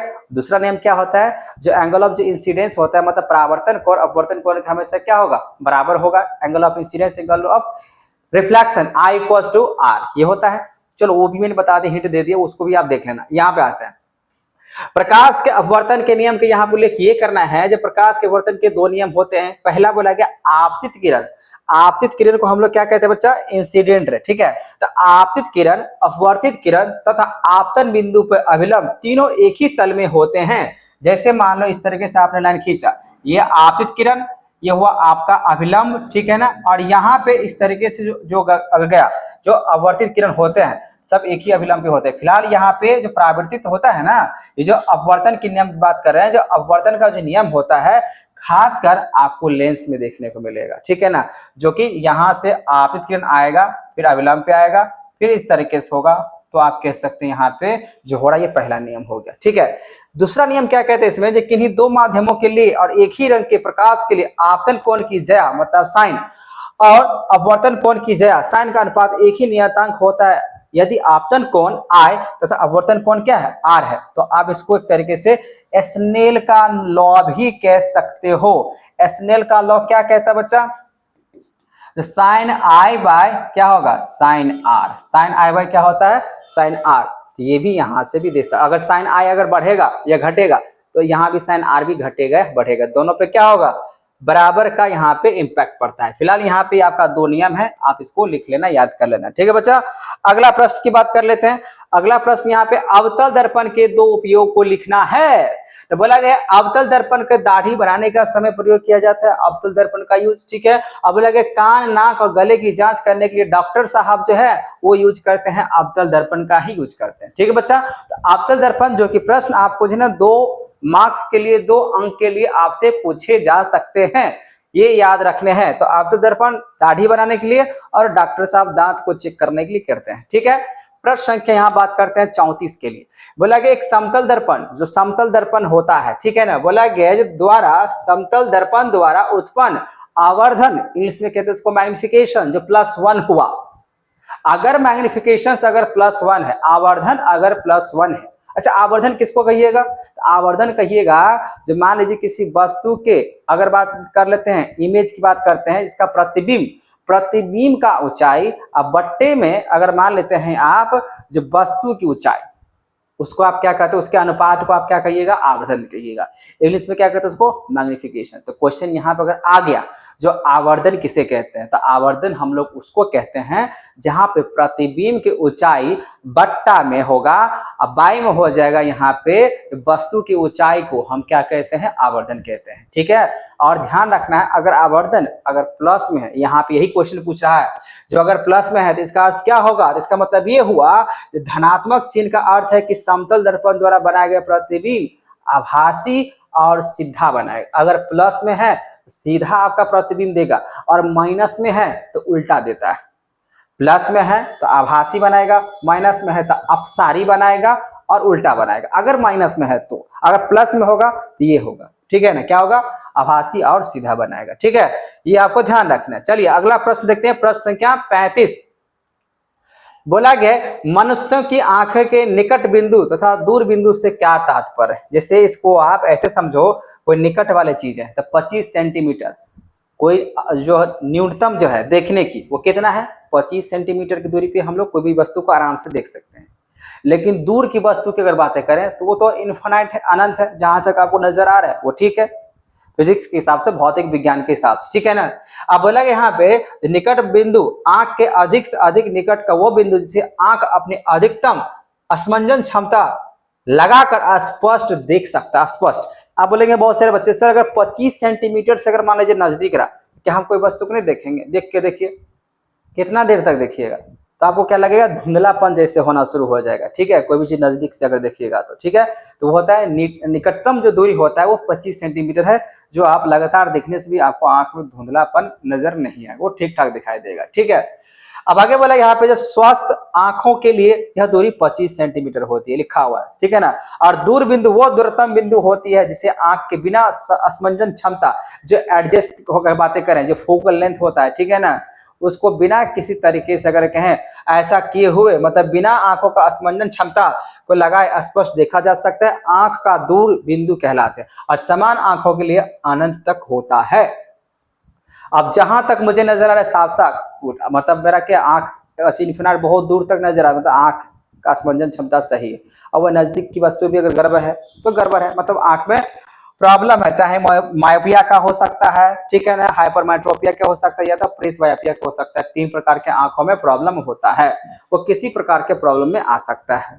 निकट दृष्टि दोष हो सकता है, ठीक है ना, दूर दृष्टि दोष हो सकता है, या तो दोनों मिलकर हो सकता है। ठीक है ना, ये आपको ध्यान रखना है। तो ये भी प्रश्न आपको पढ़ लेना है। अब बच्चा यहाँ पे एक न्यूमेरिकल क्वेश्चन से आंकिक प्रश्न है, बोला गया एक निकट दृष्टि दोष वाला मनुष्य अपनी आंखों से 10 मीटर की दूरी पे जो है ना वास्तवों को स्पष्ट नहीं देख सकता है। अनंत पर स्थित किसी वस्तु को देखने के लिए कितनी उसकी फोकस दूरी प्राकृतिक क्षमता वाले लेंस की आवश्यकता होगा? 10 मीटर की दूरी पे वस्तु रखा हुआ है, मतलब ये हुआ यहाँ पे भी जो दिख रहा है मतलब यू जो होगा। अच्छा, किसी वस्तु को अगर बात कर लीजिए बच्चा, अगर हम मेजर करते हैं ना तो क्या करते हैं? यू से, माइनस में होता है, बस किसी वस्तु की दूरी को हम लोग क्या कहते हैं? यू, लेकिन उसको माइनस में आएगा, माइनस यू हो जाएगा। ठीक है, अब 10 मीटर है, इसको सेंटीमीटर में कितना हो जाएगा? 1000 हो जाएगा। लेंस के सूत्र के हिसाब से यहाँ पे क्या करेंगे? लेंस का सूत्र क्या होता है? 1/v भी आना चाहिए यहाँ पे, तो 1/f माइनस 1/v और इक्वल टू 1/u, मतलब ये u के हिसाब से दिया गया। इसको निकाल के फोकल लेंथ यहाँ पे निकल के आया है -10। इसको चेंज कर लेंगे मीटर में, इसको चेंज करने की क्या जरूरत है? ऑलरेडी यहाँ पे 10 था, 1000 कर ले, फिर चेंज कर लिया, गजब हाल है। सिंपल सी बात है, यहाँ पे मीटर में ही रहने दो। ठीक है, इसको उल्टा फिर मत करना है, इसमें फोकस लेंथ निकाल लो, और निकालने के बाद यहाँ पे चूंकि लेंस नेगेटिव में चला गया, मतलब ये कैसा लेंस होगा? अवतल लेंस होगा। पॉजिटिव होगा तो उत्तल है, नेगेटिव होगा तो अवतल होता है। ठीक है, ये आपको ध्यान रखना है। इस टाइप के क्वेश्चन आप बच्चे क्या करना है, बहुत सारे जो है ना प्रैक्टिस कर लेना, बहुत ज्यादा। अब लगे प्रश्न क्या, अगर 37 की अगर बात करें बच्चा, तो बोला कि यहाँ पे प्रकाश के प्रकीर्णन को समझाइए, किस रंग के प्रकाश का परिकरण सबसे कम और किसका सबसे अधिक होता है। देखिए परिकरण का मतलब यहाँ पे है जो डिस्पर्सन जो होता है, लाइट जो बिखर जाता है, ठीक है ना, उसका बात करें। जैसे नीला, तो नीला का जो परिकरण अगर बातें करें बहुत कम होता है, वो बहुत कम डिविएट करता है। विचलन अगर कहें तो अगर बात करें वहां पे, अच्छा विचलन जिसका अगर एंगल ऑफ डिविएशंस अगर ज्यादा होता है तो वेवलेंथ क्या होता है, छोटा होता है कि नहीं। और वही अगर मान लीजिए अगर ज्यादा अगर हुआ, वेवलेंथ अगर मान लीजिए ज्यादा है, इसका मतलब क्या हुआ, वो विचलन कम हुआ होगा, है कि नहीं।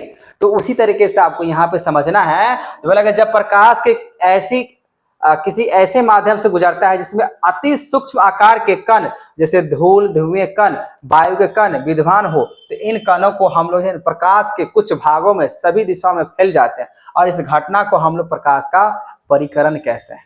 मतलब टिंडल इफेक्ट समझ में आता है। टिंडल इफेक्ट जब आप मान लीजिए घर में रह रहे हैं तो खिड़की से जैसे मान लीजिए सन का लाइट आता है ना, सूर्य का जब रोशनी आएगा तो गौर से देखिएगा उसमें बहुत सारे धूल मिट्टी जो है ना घूमते हुए नजर आएगा ना, तो वही क्या होता है, टिंडल इफेक्ट। इसको हिंदी में क्या कहते हैं, यहाँ पे प्रकाश का परिकरण कहते हैं, ठीक है। तो प्रकाश का परिकरण मतलब हुआ जिसमें उस प्रकाश में जब धूल मिट्टी आपको घूमते हुए या सस्पेंडेड पार्टिकल्स जो कुछ अणु होते हैं दिखाई देगा, वही क्या होता है बच्चा, वही होता है आपका प्रकाश का परिकरण बोल सकते हैं, ठीक है। तो यहाँ बोला गया इस घटना को परिकरण तो कहते हैं। प्रयोग द्वारा ज्ञात हुआ कि लाल रंग के प्रकाश का परिकरण सबसे कम होता है, इसका जो परिकरण होगा बहुत कम होता है।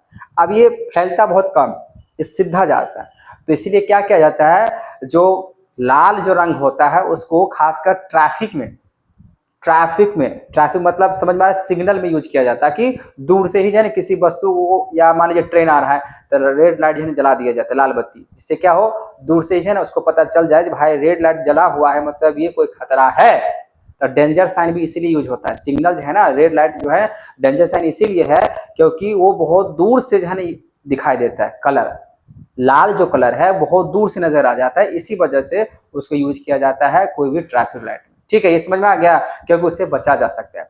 बाकी बात कलर का बात करें, उसका वेवलेंथ बहुत छोटा होता है और दूर से साफ साफ नजर नहीं आता, लेकिन लाल रंग जो है ना बहुत दूर तक उसका वेवलेंथ जाता है, इसी वजह से उसको यूज किया जाता है, ठीक है। बात समझ में आ गया। तो यहाँ पे लिखा भी है उसका परिकरण जो है सबसे अधिक होता है।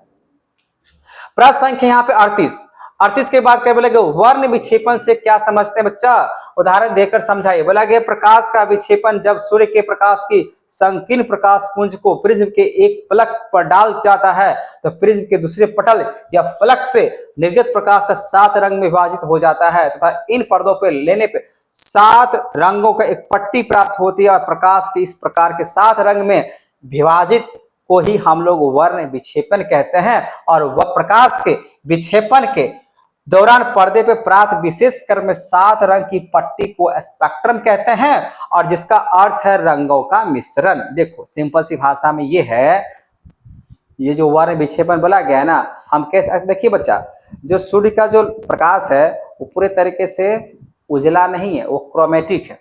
कैसा है, क्रोमेटिक है, क्रोमेटिक ना कि उजला है, ठीक है ना, क्रोमेटिक कलर का है।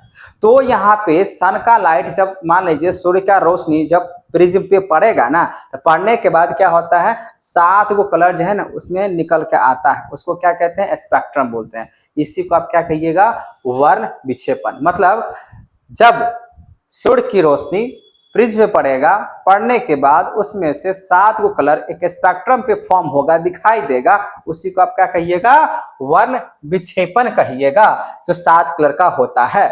बात समझ में आ गया। ये था प्रश्न संख्या 38।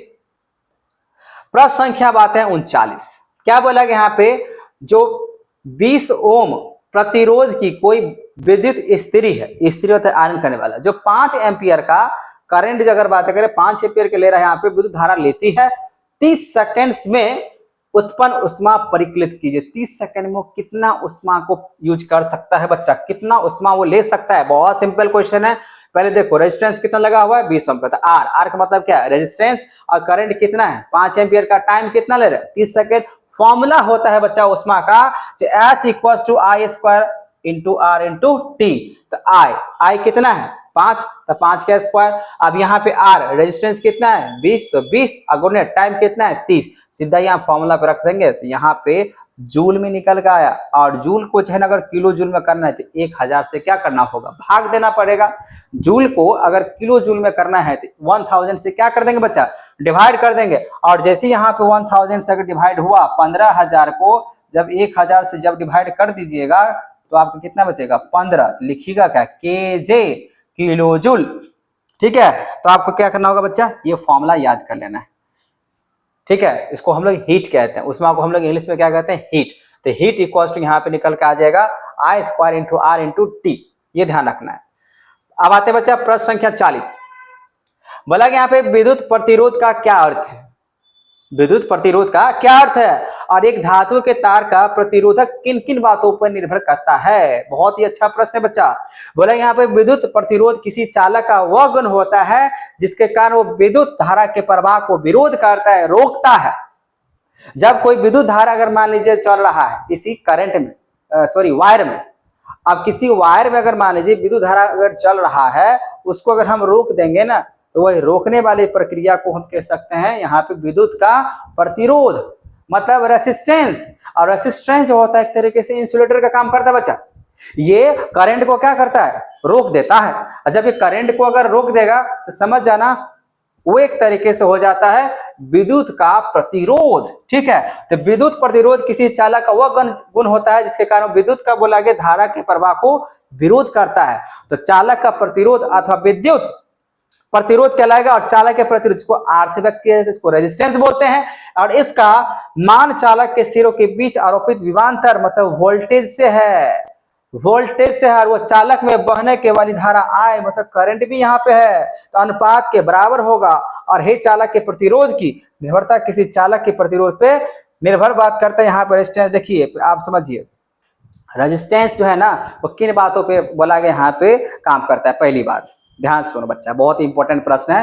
बोला गया यहाँ पे ये जो विद्युत का जो प्रतिरोध है ना किन बातों और किन कारकों पे निर्भर करता है। पहला कारक, अगर मान लीजिए आप वायर जो होगा उसके अगर मान लीजिए आप सिंपल सी भाषा में यहाँ पे कह सकते हैं जो इलेक्ट्रिसिटी जो कंडक्टर है, ठीक है ना, जो चालक है, कोई भी चालक ले सकते हो। अगर कोई चालक में आप करंट को पास करा रहे हो तो क्या है, तो बोला गया है जो प्रतिरोध पहला, अगर ज्यादा अगर लंबा वायर है तो जितना ज्यादा लंबा अगर वायर होगा उतना ज्यादा प्रतिरोध होगा, पहला कारक है। दूसरा कारक है अगर मान लीजिए उसका एरिया क्षेत्रफल अगर कम होता है, अगर एरिया क्रॉस सेक्शन अगर कम है तो रेसिस्टेंस ज्यादा होगा। और वही एरिया क्रॉस सेक्शन मतलब क्षेत्रफल अगर मान लीजिए अगर ज्यादा है तो रेसिस्टेंस प्रतिरोध क्या होगा, कम होगा। और तीसरा बात अगर कहें तो वो तापमान पे निर्भर करता है। और चौथा अगर बात करें तो वो किस टाइप का वो मटेरियल से बना हुआ है, गोल्ड से बना हुआ है, कॉपर से बना हुआ है, एल्युमिनियम से बना हुआ है, वो मटेरियल पे भी डिपेंड करता है। तो चार ऐसे कारक होते हैं जो कि विद्युत का प्रतिरोध जो है ना बढ़ेगा या घटेगा। चार कारण, तार का लंबाई, उस तार का क्षेत्र, पतला तार है या मोटा तार है, इस तरीके से समझ सकते हो। ठीक है ना।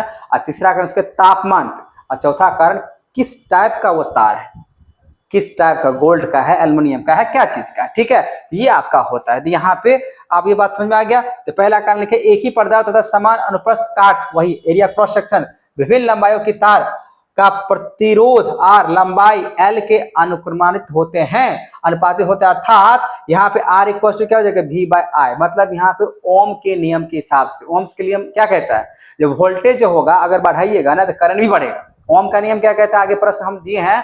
तो ओम का नियम किसको कह सकते हैं, जहां पे वोल्टेज बढ़ने से करंट अगर बढ़ता है वही होता है ओम्स का नियम। तो ये जो डायरेक्टली प्रोपोर्शनल होता है, समानुपातिक जो होता है, बढ़ता है, यहाँ पे जो लिखा हुआ है जो अनुक्रमानित होते हैं, ठीक है, अनुक्रमानुपाती होते हैं, तो वहां पे यहाँ पे लगाए जाते हैं रेजिस्टेंस। ठीक है, पहला तो हो गया। दूसरा बोला कि एक ही पदार्थ के समान लंबाई परंतु भिन्न अनुप्रस्थ काट के तारों को प्रतिरोध अनुप्रस्थ काट ए व्युत्क्रम होते हैं। अर्थात यहाँ पे रेजिस्टेंस होगा इनवर्सली प्रोपोर्शनल होगा एरिया का। रेजिस्टेंस होता है वो इनवर्सली प्रोपोर्शनल होता है किसका, एरिया का। मतलब ये एरिया क्रॉस सेक्शन अगर ज्यादा है तो विद्युत का प्रतिरोध कम, वही अगर एरिया क्रॉस सेक्शन कम है तो विद्युत का प्रतिरोध ज्यादा। आप छोटा सा पतला सा जाइएगा तो बहुत ज्यादा जो है ना आपको घीच तीर से जाना पड़ेगा, लंबा सा रास्ता है, थोड़ा सा चौड़ा सा रास्ता है, आराम से चले गए, ठीक है ना, वही कहानी।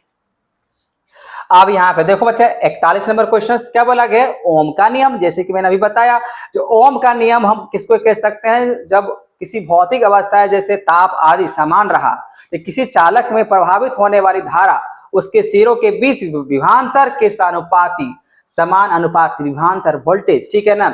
यदि किसी चालक के सिरों पर लगाकर विभवांतर तथा उसे बहने वाली धारा आए हो तो विभवांतर मतलब क्या होगा, प्रोपोर्शनल धारा, या देखो इसको ऐसे समझो, वोल्टेज जो है ना डायरेक्टली प्रोपोर्शनल है करंट का। मतलब वोल्टेज अगर बढ़ा, अगर वोल्टेज अगर बढ़ा, विभवांतर अगर बढ़ेगा तो करंट भी क्या होगा, बढ़ेगा, ठीक है। मतलब भी यहाँ पे स्थिरांक इंटू आई कर दे तो स्थिरांक यहाँ पे क्या होता है, आर, इसको रेजिस्टेंस बोलते हैं। स्थिरांक यहाँ पे क्या होता है, आर। इसको ऐसे समझो बच्चा, अगर वोल्टेज है डायरेक्टली प्रोपोर्शनल अगर है करंट का, अब इसमें आप ऐसे समझो, अगर वोल्टेज इक्वल लिखना चाहते हैं, ये जो प्रोपोर्शनल की बात कर रहे हैं ना, अनुक्रमानुपाती या समान अनुपाती, तो समान अनुपाती का मतलब क्या होता है, आप वोल्टेज को अगर बढ़ाइएगा ना तो करंट भी क्या होगा, बढ़ेगा। इसके लिए आपको एक रेजिस्टेंस लगा दिया जाता है जो कि क्या हो जाना चाहिए, कांस्टेंट होना चाहिए, स्थिरांक होना चाहिए, ठीक है ना, स्थिरांक। इस स्थिरांक को चालक के प्रतिरोध कहते हैं। यदि प्रतिरोध हो तो यहाँ पे आर, तथा यहाँ पे आर इक्वल टू क्या हो जाएगा, V बट्टे आई। अतः यह नियम यह भी बताता है कि किसी परिपथ में प्रतिरोध उसके सिरों के बीच विभवांतर वोल्टता तथा प्रभावित धारा को अनुपात होता है। इसी को बोलते हैं ओम का नियम। सिंपल सा भाषा में ये समझो बच्चा, अगर आप विभवांतर को अगर बढ़ाइएगा तो वहां पे करंट भी बढ़ेगा, ठीक है ना। तो करंट जैसे बढ़ेगा तो आप समझ जाना वहां पे माना जा रहा है ओम्स का नियम। तो ओम्स का नियम यही कहता है, जब आप वोल्टेज बढ़ाते हो तो करंट बढ़ जाएगा।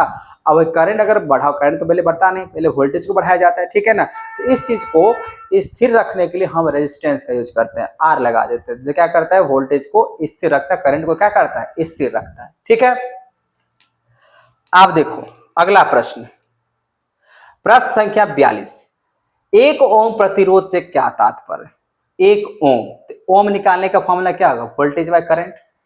मतलब रेजिस्टेंस निकालने का फॉर्मूला क्या होता है बच्चा, रेजिस्टेंस निकालने का फॉर्मूला क्या है, वोल्टेज बाय यहाँ पे होता है करंट, हाँ या ना। तो अब यहाँ पे अब बताओ, वोल्टेज को हम लोग अगर कहें और करंट की अगर बातें करें तो करंट को एम्पियर से डिनोट करते हैं, करते कि नहीं करते हैं। अब वोल्टेज तो वैसे भी हो गया, बोला यदि चालक के सिरों के बीच 1 वोल्ट का ये हुआ 1 वोल्ट, ठीक है ना, 1 वोल्ट के विभवांतर होने पर उसमें 1 एम्पियर दिए हुआ, 1 एम्पियर, 1 एम्पियर मैंने बोला था करंट है, तो करंट को किससे डिनोट करते हैं, एम्पियर से। तो 1 वोल्टेज यहाँ पे अब बट्टे में 1 एम्पियर का अगर हम यूज करते हैं तो वही होता है आपका एक रेजिस्टेंस। यही कह रहा है, ये आपका मैथमेटिकल हुआ, ठीक है ना। तो बोला जा रहा है यदि चालक के सिरों के बीच 1 वोल्ट का विभवांतर होने पर उसमें 1 एम्पियर की धारा प्रभावित होता है तो चालक का प्रतिरोध 1 ओम हो जाता है। यही है 1 ओम हो जाता है, ऐसे लिखा हुआ है। अगर ये फॉर्मूला आपको पता है, अगर प्रतिरोध का फॉर्मूला अगर पता है, R इक्वल्स टू V बट्टे I, तो आप समझ जाओ, आपका ये नियम आपको समझ में आ जाएगा, ठीक है। तो यही रहा इसका नियम। चलो ये प्रश्न संख्या कितना था, 42। आप समझो बच्चा 43, बोला कि चुंबकीय क्षेत्र रेखाओं के गुणों की सूची बनाइए। बहुत ही इंपॉर्टेंट प्रश्न है, ठीक है। तो बोला गया है, इसको इंग्लिश में कह सकते हैं यहाँ पे मैग्नेटिक फील्ड लाइंस। अब मैग्नेटिक फील्ड लाइंस का कैरेक्टरिस्टिक क्या होता है यहाँ पे 3-4 कैरेक्टरिस्टिक बोल सकते हैं, विशेषता हो सकते हैं। इससे पहला पढ़िए, यहाँ पे बोला गया चुंबकीय क्षेत्र रेखा के गुणों की सूची क्या है। तो बोला गया पहला, ये काल्पनिक रेखा है चुंबक के उत्तरी ध्रुव से, मतलब यहाँ पे नॉर्थ से निकल के आएगा। जैसे मान लीजिए 2 पोल होता है ना चुंबक में, अगर बात करें, एक नॉर्थ पोल होता है और एक क्या होता है, साउथ पोल। तो बोला कि बाहरी बारिश नॉर्थ पोल से किधर जाएगा, साउथ पोल जाएगा, नॉर्थ पोल से किधर जाएगा, साउथ पोल, ऐसे करके जाता है ना, निकल कर दक्षिण ध्रुव में जाएगा, जाकर समाप्त हो जाती है। पहला समझ में आ गया। दूसरा बोला गया ये क्षेत्र रेखाएं परस्पर प्रतिच्छेद नहीं करता है। यहां से जब रेखा निकालिएगा तो ऐसे करके क्रॉस नहीं करेगा, सीधा सीधा क्या करेगा, ये ऐसे करके निकल जाएगा, ये सीधा सीधा निकलेगा ऐसे करके। ये दोनों एक दूसरे पे प्रतिच्छेद नहीं करेगा, इंटरसेक्ट नहीं करता है। और तीसरा बोला इन रेखाओं के किसी बिंदु पर स्पर्श रेखा की दिशा चुंबकीय क्षेत्र की दिशा को दर्शाती है। और ये जितना ज्यादा नजदीक होगा यहाँ इसके अगर बात करें मैग्नेट के पास होगा, उतना ही ज्यादा मजबूत होता है मैग्नेटिक फील्ड, मतलब मजबूत होता है चुंबकीय क्षेत्र। ठीक है, और ये बात तो समझ में आ गया। और चौथी पश्चिमी अगर बात करें बच्चे यहाँ पे अंदर में, ये जब मैग्नेट की अगर बात करें साउथ से नॉर्थ चलता है रेखा, मैग्नेट के अंदर में चुंबक के अंदर में अगर बात करें साउथ से नॉर्थ चलता है, और बाहर कैसे चलता है नॉर्थ से साउथ, और अंदर में कैसे चलता है साउथ से नॉर्थ। समझ में आ गया? ये आपको ध्यान रखना है, बहुत ही ज्यादा महत्वपूर्ण प्रश्न है बच्चा, याद कर लेना, कम से कम ये 3 पॉइंट तो याद कर ही लेना। ठीक है,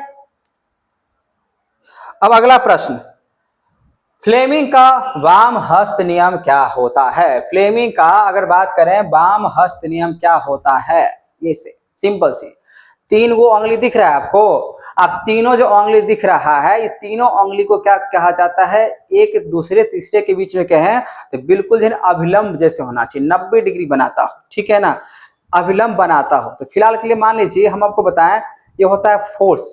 ठीक है ना, इसको FBI, तो इसको फोर्स बोलते हैं। ये अंगूठा को, थंब को क्या बोलेंगे? फोर्स, जो ऊपर में बल लगाएगा।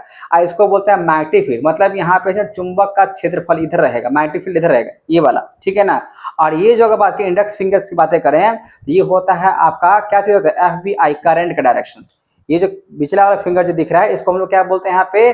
करंट का डायरेक्शंस। ठीक है, यही होता है आपका वाम हस्त नियम, जिसमें 3 बातें बोला गया। तो यहाँ पे बच्चा आप इसको देख सकते हो, पढ़ सकते हो। बोला गया यदि हम वाम हस्त बाएं हाथ का 3 चालक पर बल लगाएं तो अंगुलियां, अंगूठा, तर्जनी एवं मध्यम को एक दूसरे से लंबवत, एक दूसरे को लंबवत मतलब क्या? परपेंडिकुलर, एक दूसरे, मतलब ऐसे करें तो ये 90 डिग्री बनाए, ऐसे करें तो ये 90 डिग्री बनाए, और ऐसे करके देखें तो ये 90 डिग्री बनाए। सब एक दूसरे पे क्या दिखना चाहिए? 90 डिग्री बनाना चाहिए। ठीक है, लंबवत होना चाहिए। तो यही होता है। यहाँ आप देख सकते हो चालक पर बल, मैंने बताया आपको, ये फोर्स होता है, बल लगाता है। ये होता है आपका चुंबकीय क्षेत्रफल होता है, और ये क्या होता है? करंट होता है। ये क्या होता है? करंट। नजर आ रहा है?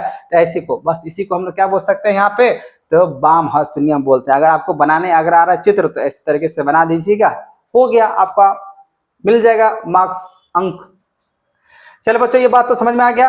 आप बोला गया यहाँ पे 45 नंबर प्रश्न, विद्युत जनित्र का सिद्धांत क्या है? जनरेटर। तो बोला गया विद्युत जनित्र का सिद्धांत, जब किसी बंद कुंडली को किसी शक्तिशाली चुंबकीय क्षेत्र में तेजी से घुमाया जाता है, तो उसमें से होकर गुजरने वाले चुंबकीय फ्लक्स में लगातार वो परिवर्तन होता है, जिसके कारण कुंडली में एक विद्युत धारा प्रवृत्त हो जाता है, प्रेरित हो जाता है, और कुंडली को घुमाने में किया गया कार्य ही कुंडली में विद्युत ऊर्जा के रूप में वो परिणत हो जाता है। मतलब डायनेमो, जनरेटर, मान लीजिए इसको बार बार अगर कोई चीज को घुमा दिया जाएगा ना, तो करंट, विद्युत जो है ना, उसमें से निकलना शुरू हो जाता है। ठीक है, यही है आपका प्रश्न। ये भी ध्यान रखना है, 45 नंबर प्रश्न याद कर लेने हैं। ठीक है, लिख लेना है। अब देखो बच्चा, 46 नंबर प्रश्न क्या बोला गया? विशिष्ट धारा एवं प्रतिवर्ती धारा क्या अंतर है? डीसी और एसी, मतलब ऑल्टरनेट करंट और डायरेक्ट करंट में क्या अंतर है? डीसी एवं यहाँ पे एसी की बात कर रहे बच्चा। देखो, डायरेक्ट करंट बोला गया विशिष्ट धारा वो धारा है जिसमें विद्युत धारा को जिसका परिणाम नियत रहता है तथा परिपथ के किसी बिंदु को एक ही दिशा में प्रभावित होता है, प्राथमिक तथा संचयक सेलों द्वारा प्राप्त होता है, डिस्क धारा होती है। और प्रत्यावर्ती धारा की बात करें, इसको ऑल्टरनेटिंग करंट बोलते हैं। जब प्रत्यावर्ती धारा बोला वो धारा है जिसका परिणाम आवर्त रूप से बदलता रहता है तथा दिशा बराबर उत्क्रमित होती रहती है, इसी को क्या बोलते हैं? Alternate current. ये तो ठीक है, आप सुनो मेरी बात है, सिंपल सी भाषा में। डीसी करंट जो होता है, डायरेक्ट करंट जो होता है ना बच्चा, उसको लिखिएगा, हम लोग उसको स्टोर करके रख सकते हैं। दूसरी बात, डीसी जो करंट होता है, जिसको हम लोग बोल सकते हैं यहाँ पे दिष्ट धारा, तो दिष्ट धारा को अगर कहें तो लंबा दूरी तक नहीं लाया जा सकता है। तीसरा होता है, ये जो दिष्ट धारा होता है, डीसी जो होता है, वो सीधा आगे की ओर चलता है। ठीक है, एक ही दिशा में चलता है। ये 3 को कम से कम आपको याद रखना है। वही अगर एसी की बात करें, ऑल्टरनेटिव करंट की बात करें, जिसमें हम लोग बात करते हैं प्रत्यावर्ती धारा के बारे में, तो ये बोला गया ये एक ऐसी धारा होता है जिसको हम स्टोर करके नहीं रख सकते, जमा करके नहीं रख सकते। जैसे बैटरी को क्या करते हैं, लंबा दिन तक, कुछ दिन तक उसको स्टोर करके रख सकते हैं, लेकिन जो करंट हम लोग को घर में इलेक्ट्रिसिटी द्वारा अगर आता है, वायर के द्वारा, ठीक है ना, एसी वाला करंट, उसको स्टोर करके नहीं रख सकते। जैसे आया तो चला, नहीं तो गया। ठीक है, दूसरी बात, ये जो प्रत्यावर्ती धारा होता है, जो ऑल्टरनेटिव करंट होता है बच्चा, ये क्या होता है? दूर तक से हम ले जा सकता है, या लाया जा सकता है, दिया जा सकता है दूर तक, लेकिन डीसी में ऐसा नहीं होता है। डीसी में है छोटा सा डिस्टेंस कवर कर सकते हैं, ज्यादा तक नहीं कर सकता है, ठीक है। और तीसरी बात ये है, जो एसी जो करंट होता है ना, जिसको हम लोग प्रत्यावर्ती धारा बोलते हैं, इसमें बोला गया है ये 100 में से एक बार क्या करेगा, रिटर्न होता है। 100 में से एक बार, 100 बार अगर आगे गया तो एक बार क्या हो जाएगा, पीछे हो जाएगा। ये होता है दोनों के बीच में अंतर। तीन तीन मैंने बताया, अब ध्यान से सुन लेना, ठीक है। चलो, तो समझ में आ गया दिश धारा और प्रत्यावर्ती धारा क्या होता है। अब आते हैं प्रश्न संख्या 47 के लिए। क्या बोला गया यहाँ पे, ओजोन क्या है तथा यह किस प्रकार जो है ना परितंत्र को प्रभावित करता है। परितंत्र, इकोसिस्टम। इकोसिस्टम किसको कह सकते हैं, परितंत्र किसको कह सकते हैं, जहां पे निर्जीव और सजीव दोनों आपस में एक तरीके से असमंजस बैठा कर रहेगा, वही क्या होता है, इकोसिस्टम या परितंत्र कहते हैं। अब इस इकोसिस्टम को अगर कहें बच्चा, जो परितंत्र को अगर बातें करें, तो ओजोन जो है ना किस तरीके से प्रभावित करता है। सिंपल सी बात है, जितना ज्यादा अगर मान लीजिए इस धरती पे अगर प्रदूषण बढ़ेगा, उतना ही ज्यादा जन ओजोन की परत क्या होगा, पतला हो जाएगा। अब जैसे जितना ज्यादा पतला होगा, तो अल्ट्रावायलेट जो रेडिएशन होता है, इसको पराबैंगनी किरण होते हैं बोलते हैं, वो क्या करेगा, छिद्र के द्वारा, मतलब ओजोन में हो जाएगा होल। क्यों हो जाएगा होल, क्योंकि पूरे तरीके से प्रदूषण हो चुका है। तो जितना ज्यादा धरती पे प्रदूषण रहेगा, बढ़ेगा, उतना ही ज्यादा क्या होगा, ओजोन में होल होगा, छिद्र होगा, जिससे क्या होगा, सन लाइट के द्वारा जो अल्ट्रावायलेट रेडिएशंस होगा, वो रेडिएशंस हम लोग के शरीर पे पड़ेगा। और शरीर पड़ने के बाद पता है क्या होता है बच्चा, जो अल्ट्रावायलेट जो रेडिएशन होता है ना, वो हमारे शरीर के जो स्किन होता है, चमड़ी होता है ना, वो एक कैंसर में कन्वर्ट कर देगा। मतलब वो कैंसर प्रॉब्लम हो सकता है, स्किन प्रॉब्लम हो सकता है, पेड़ पौधों को जो सुखा सकता है, ठीक है। इसीलिए प्रदूषण को रोकने के लिए अगर बातें करें, खासकर ओजोन के थोड़ा सा ठीक ठाक से करने के लिए, प्रदूषण जो है ना कम होना चाहिए धरती पे, तभी धरती बच सकता है। ये तो हुआ बातें। अब इसका जवाब सुन लो बच्चा, क्या हो सकता है यहाँ पे, तो बोला कि ओजोन ऑक्सीजन का एक अच्छा सा अपरप रूप होता है। इसका एक अणु ऑक्सीजन के 3 परमाणुओं से मिलकर बना होता है। जैसे O2 ऑक्सीजन, इसमें एक एटॉम्स अगर और जोड़ देंगे तो हो जाएगा O + O2 = क्या बनेगा, ओजोन। तो ओजोन का फॉर्मूला क्या निकल के आ गया, O3। अगर आपसे पूछ दिया जाए, बस तो निष्ठ प्रश्न में पूछ दिया ही जाता है, जो ओजोन का फॉर्मूला क्या है, सूत्र क्या है, ओजोन का सूत्र क्या है, क्या लिखिएगा, O3। रिएक्शन करने के लिए अगर आ जाएगा, अच्छा बताओ इसको कैसे जोड़ोगे, तो ऑक्सीजन से एटॉम्स में से 2 ऑक्सीजन मतलब O2 में O जोड़ देंगे तो बन जाएगा O3। यही होता है आपका आंसर, ठीक है। तो बोला कि ओजोन पृथ्वी की सतह पर एक आवरण बनाती है जो पराबैंगनी विकिरणों से बचाती है, और यह पराबैंगनी विकिरण बोला कि हमारे लिए बहुत ज्यादा हानिकारक है, और इस प्रकार के परितंत्र को नष्ट होने से बचाती है, ठीक है। इसीलिए ध्यान रखना है, ये जो विकिरण है, पराबैंगनी किरण हमारे लिए जो है ना बहुत ज्यादा हानिकारक होता है। तो ओजोन क्या करता है, ओजोन जो लेयर होते हैं, वो हमको पराबैंगनी किरण से बचाती है। अब मान लीजिए प्रदूषण अगर हो रहा है, तो पराबैंगनी किरण, तो ओजोन तो पूरी तरीके से पतला हो जाएगा। अब पतला हो जाएगा तो पराबैंगनी किरण आएगा, जो हमारे लिए क्या हो जाएगा, नुकसानदायक हो जाएगा, ठीक है बच्चा। अगला प्रश्न हम लोग देखते हैं, प्रश्न संख्या 48। जैविक आवर्धन मतलब बायोलॉजिकल मैग्निफिकेशन क्या है। क्या यह परितंत्र के विभिन्न स्तरों पर जैविक आवर्धन को प्रभाव भिन्न भिन्न होगा। देखिए मैग्निफिकेशन क्या होता है, सिंपल सी भाषा में मनुष्य का जो ये आवर्धन की बात करें जो होता है वो बहुत ज्यादा होता है। जैविक अगर बात करें आवर्धन, मनुष्य नंबर 1 पे, इंसान की अगर बात करें जैविक आवर्धन सबसे नंबर 1 पे क्या है, पहला है। क्यों है, क्योंकि मनुष्य अगर कहे बच्चा सबसे ज्यादा जहरीला वाला चीजें खाता है, ठीक है ना, सबसे जहरीला वाली चीजें। कैसे, अगर आप बात करें सब्जी का, तो सब्जी में भी क्या हो गया है एक तरीके से आजकल दवाइयां लगती है, ठीक है ना। आप सिंपल से इकोसिस्टम को समझो, परितंत्र को समझो। जैसे मान लीजिए अगर बात है घास, घास को कौन खाया, गाय खाया, चलो ठीक है। आप लगाते हो सब्जी, तो सब्जी एक तरीके से अगर बात करें तो पहला प्रोड्यूसर्स हुआ ना, क्योंकि प्लांट जितने भी, पौधे जितने भी हैं, जितने भी अगर कह सकते हैं जो आपको हरा वाला चीजें है बच्चा, वो सब का सब क्या होता है, उत्पादक होते हैं, ठीक है ना, प्रोड्यूसर्स होते हैं। तो उस चीज को अगर मान लीजिए आपने सब्जी खाया, तो सब्जी में अगर केमिकल्स मिला हुआ तो कौन खा रहा है, इंसान। आप बोलेंगे सर ऐसा नहीं, सब ऐसा नहीं करते, करता है भाई। तो उसके हिसाब से क्या होगा, हम लोग अल्टीमेट क्या करते हैं, जो खाना पीना खा रहे हैं कहीं न कहीं जगह से दूषित वाला चीजें हैं, मतलब केमिकल्स वाला चीजें, रासायनिक वाला चीजें हैं, जिससे क्या होता है हमारे शरीर पे प्रभाव पड़ता है। तो मतलब ये जो जैविक आवर्धन की बातें कर रहे हैं, मनुष्य जो है ना नंबर 1 यहाँ पे आता है। तो बोला गया यहाँ पे जब कोई हानिकारक रसायन जैसे डीटी किसी खाद्य श्रृंखला में प्रवेश करता है तो इसका सांद्रण धीरे धीरे प्रत्येक कोशीय स्तर में बढ़ता जाता है और इस परिघटन को जैविक आवर्धन कहते हैं। और इसी आवर्धन का स्तर अलग अलग स्तरों पे विभिन्न प्रकार के होते हैं। तो यहाँ पे देखो जल में उतना नहीं होगा, शैवाल ठीक है उसमें नहीं होगा, प्रोटोजोआ उसमें नहीं होगा, मछली उसमें नहीं होगा, मनुष्य यहाँ देखो जल में कितना है 0.02 ppm, इसमें कितना है शैवाल या प्रोटोजोआ में कितना है 5 ppm। उसके बाद मछली में अगर देखते हैं तो कितना है 240 ppm और मनुष्य में देखो कितना है 1600 ppm। खतरनाक यहाँ पे जहरीला है, टॉप लेवल इसको बोलेंगे। देखते हैं एरो का साइन दिया, सबसे टॉप लेवल पे कौन आ रहा है मनुष्य। मतलब यहाँ पे मनुष्य अगर कहें तो आवर्धन स्तर बहुत ज्यादा होता है क्योंकि ये जहरीला वाला चीजें खाता है। क्योंकि पोषी स्तर अगर कहें तो सबसे ऊपर में है मनुष्य का, ठीक है। तो इसीलिए ध्यान रखना है जो जैविक आवर्धन में मनुष्य जो है सबसे ऊपर लेवल पे होता है, खतरनाक होता है क्योंकि सबसे जैविक रासायनिक है मनुष्य खाता है, ठीक है। चलो ये बात समझ में आ गया, ये आप लिख लेना भाई, ये लिखना मैंने समझा रखा है यहाँ पे, समझाते हुए आपको 50 क्वेश्चन दे रहा हूँ, ये नहीं सिर्फ आपको दिखा दिए, ऐसा समझना भी बहुत जरूरी है। समझ में आ गया, समझो आपने लिख लिया, समझ गया। अब बोला कि हमारा पर्यावरण खाद्य श्रृंखला एवं खाद्य जाल में क्या अंतर। देखो खाद्य श्रृंखला और खाद्य जाल ये होता है आपका सिंपल सा होता है। ये खाद्य जाल अगर बात खाद्य मतलब खाने फूड चेन, इसको आप बोलते हैं फूड चेन, इसको बोलते हैं फूड वेव इंग्लिश में, ठीक है।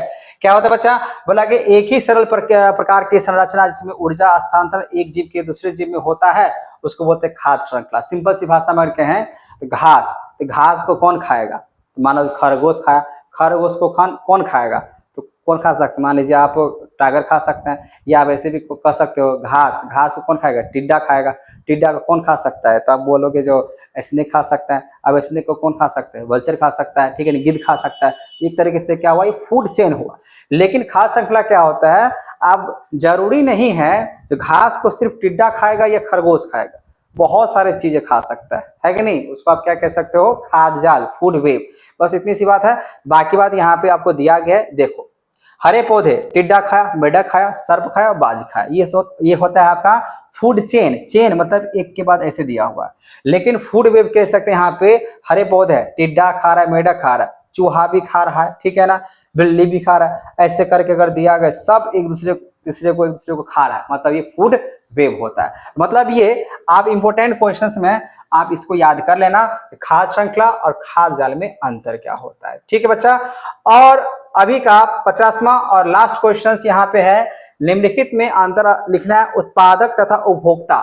किसमें, पहला हुआ उत्पादक और उपभोक्ता क्या होता है, दूसरा क्या है स्थल मंडल तथा वायुमंडल में क्या अंतर होता है। देखो बोला कि उत्पादक मतलब प्रोड्यूसर, जितने भी हरे पौधे हैं वो सब का सब क्या होता है, उत्पादक वाला होता है, ठीक है ना।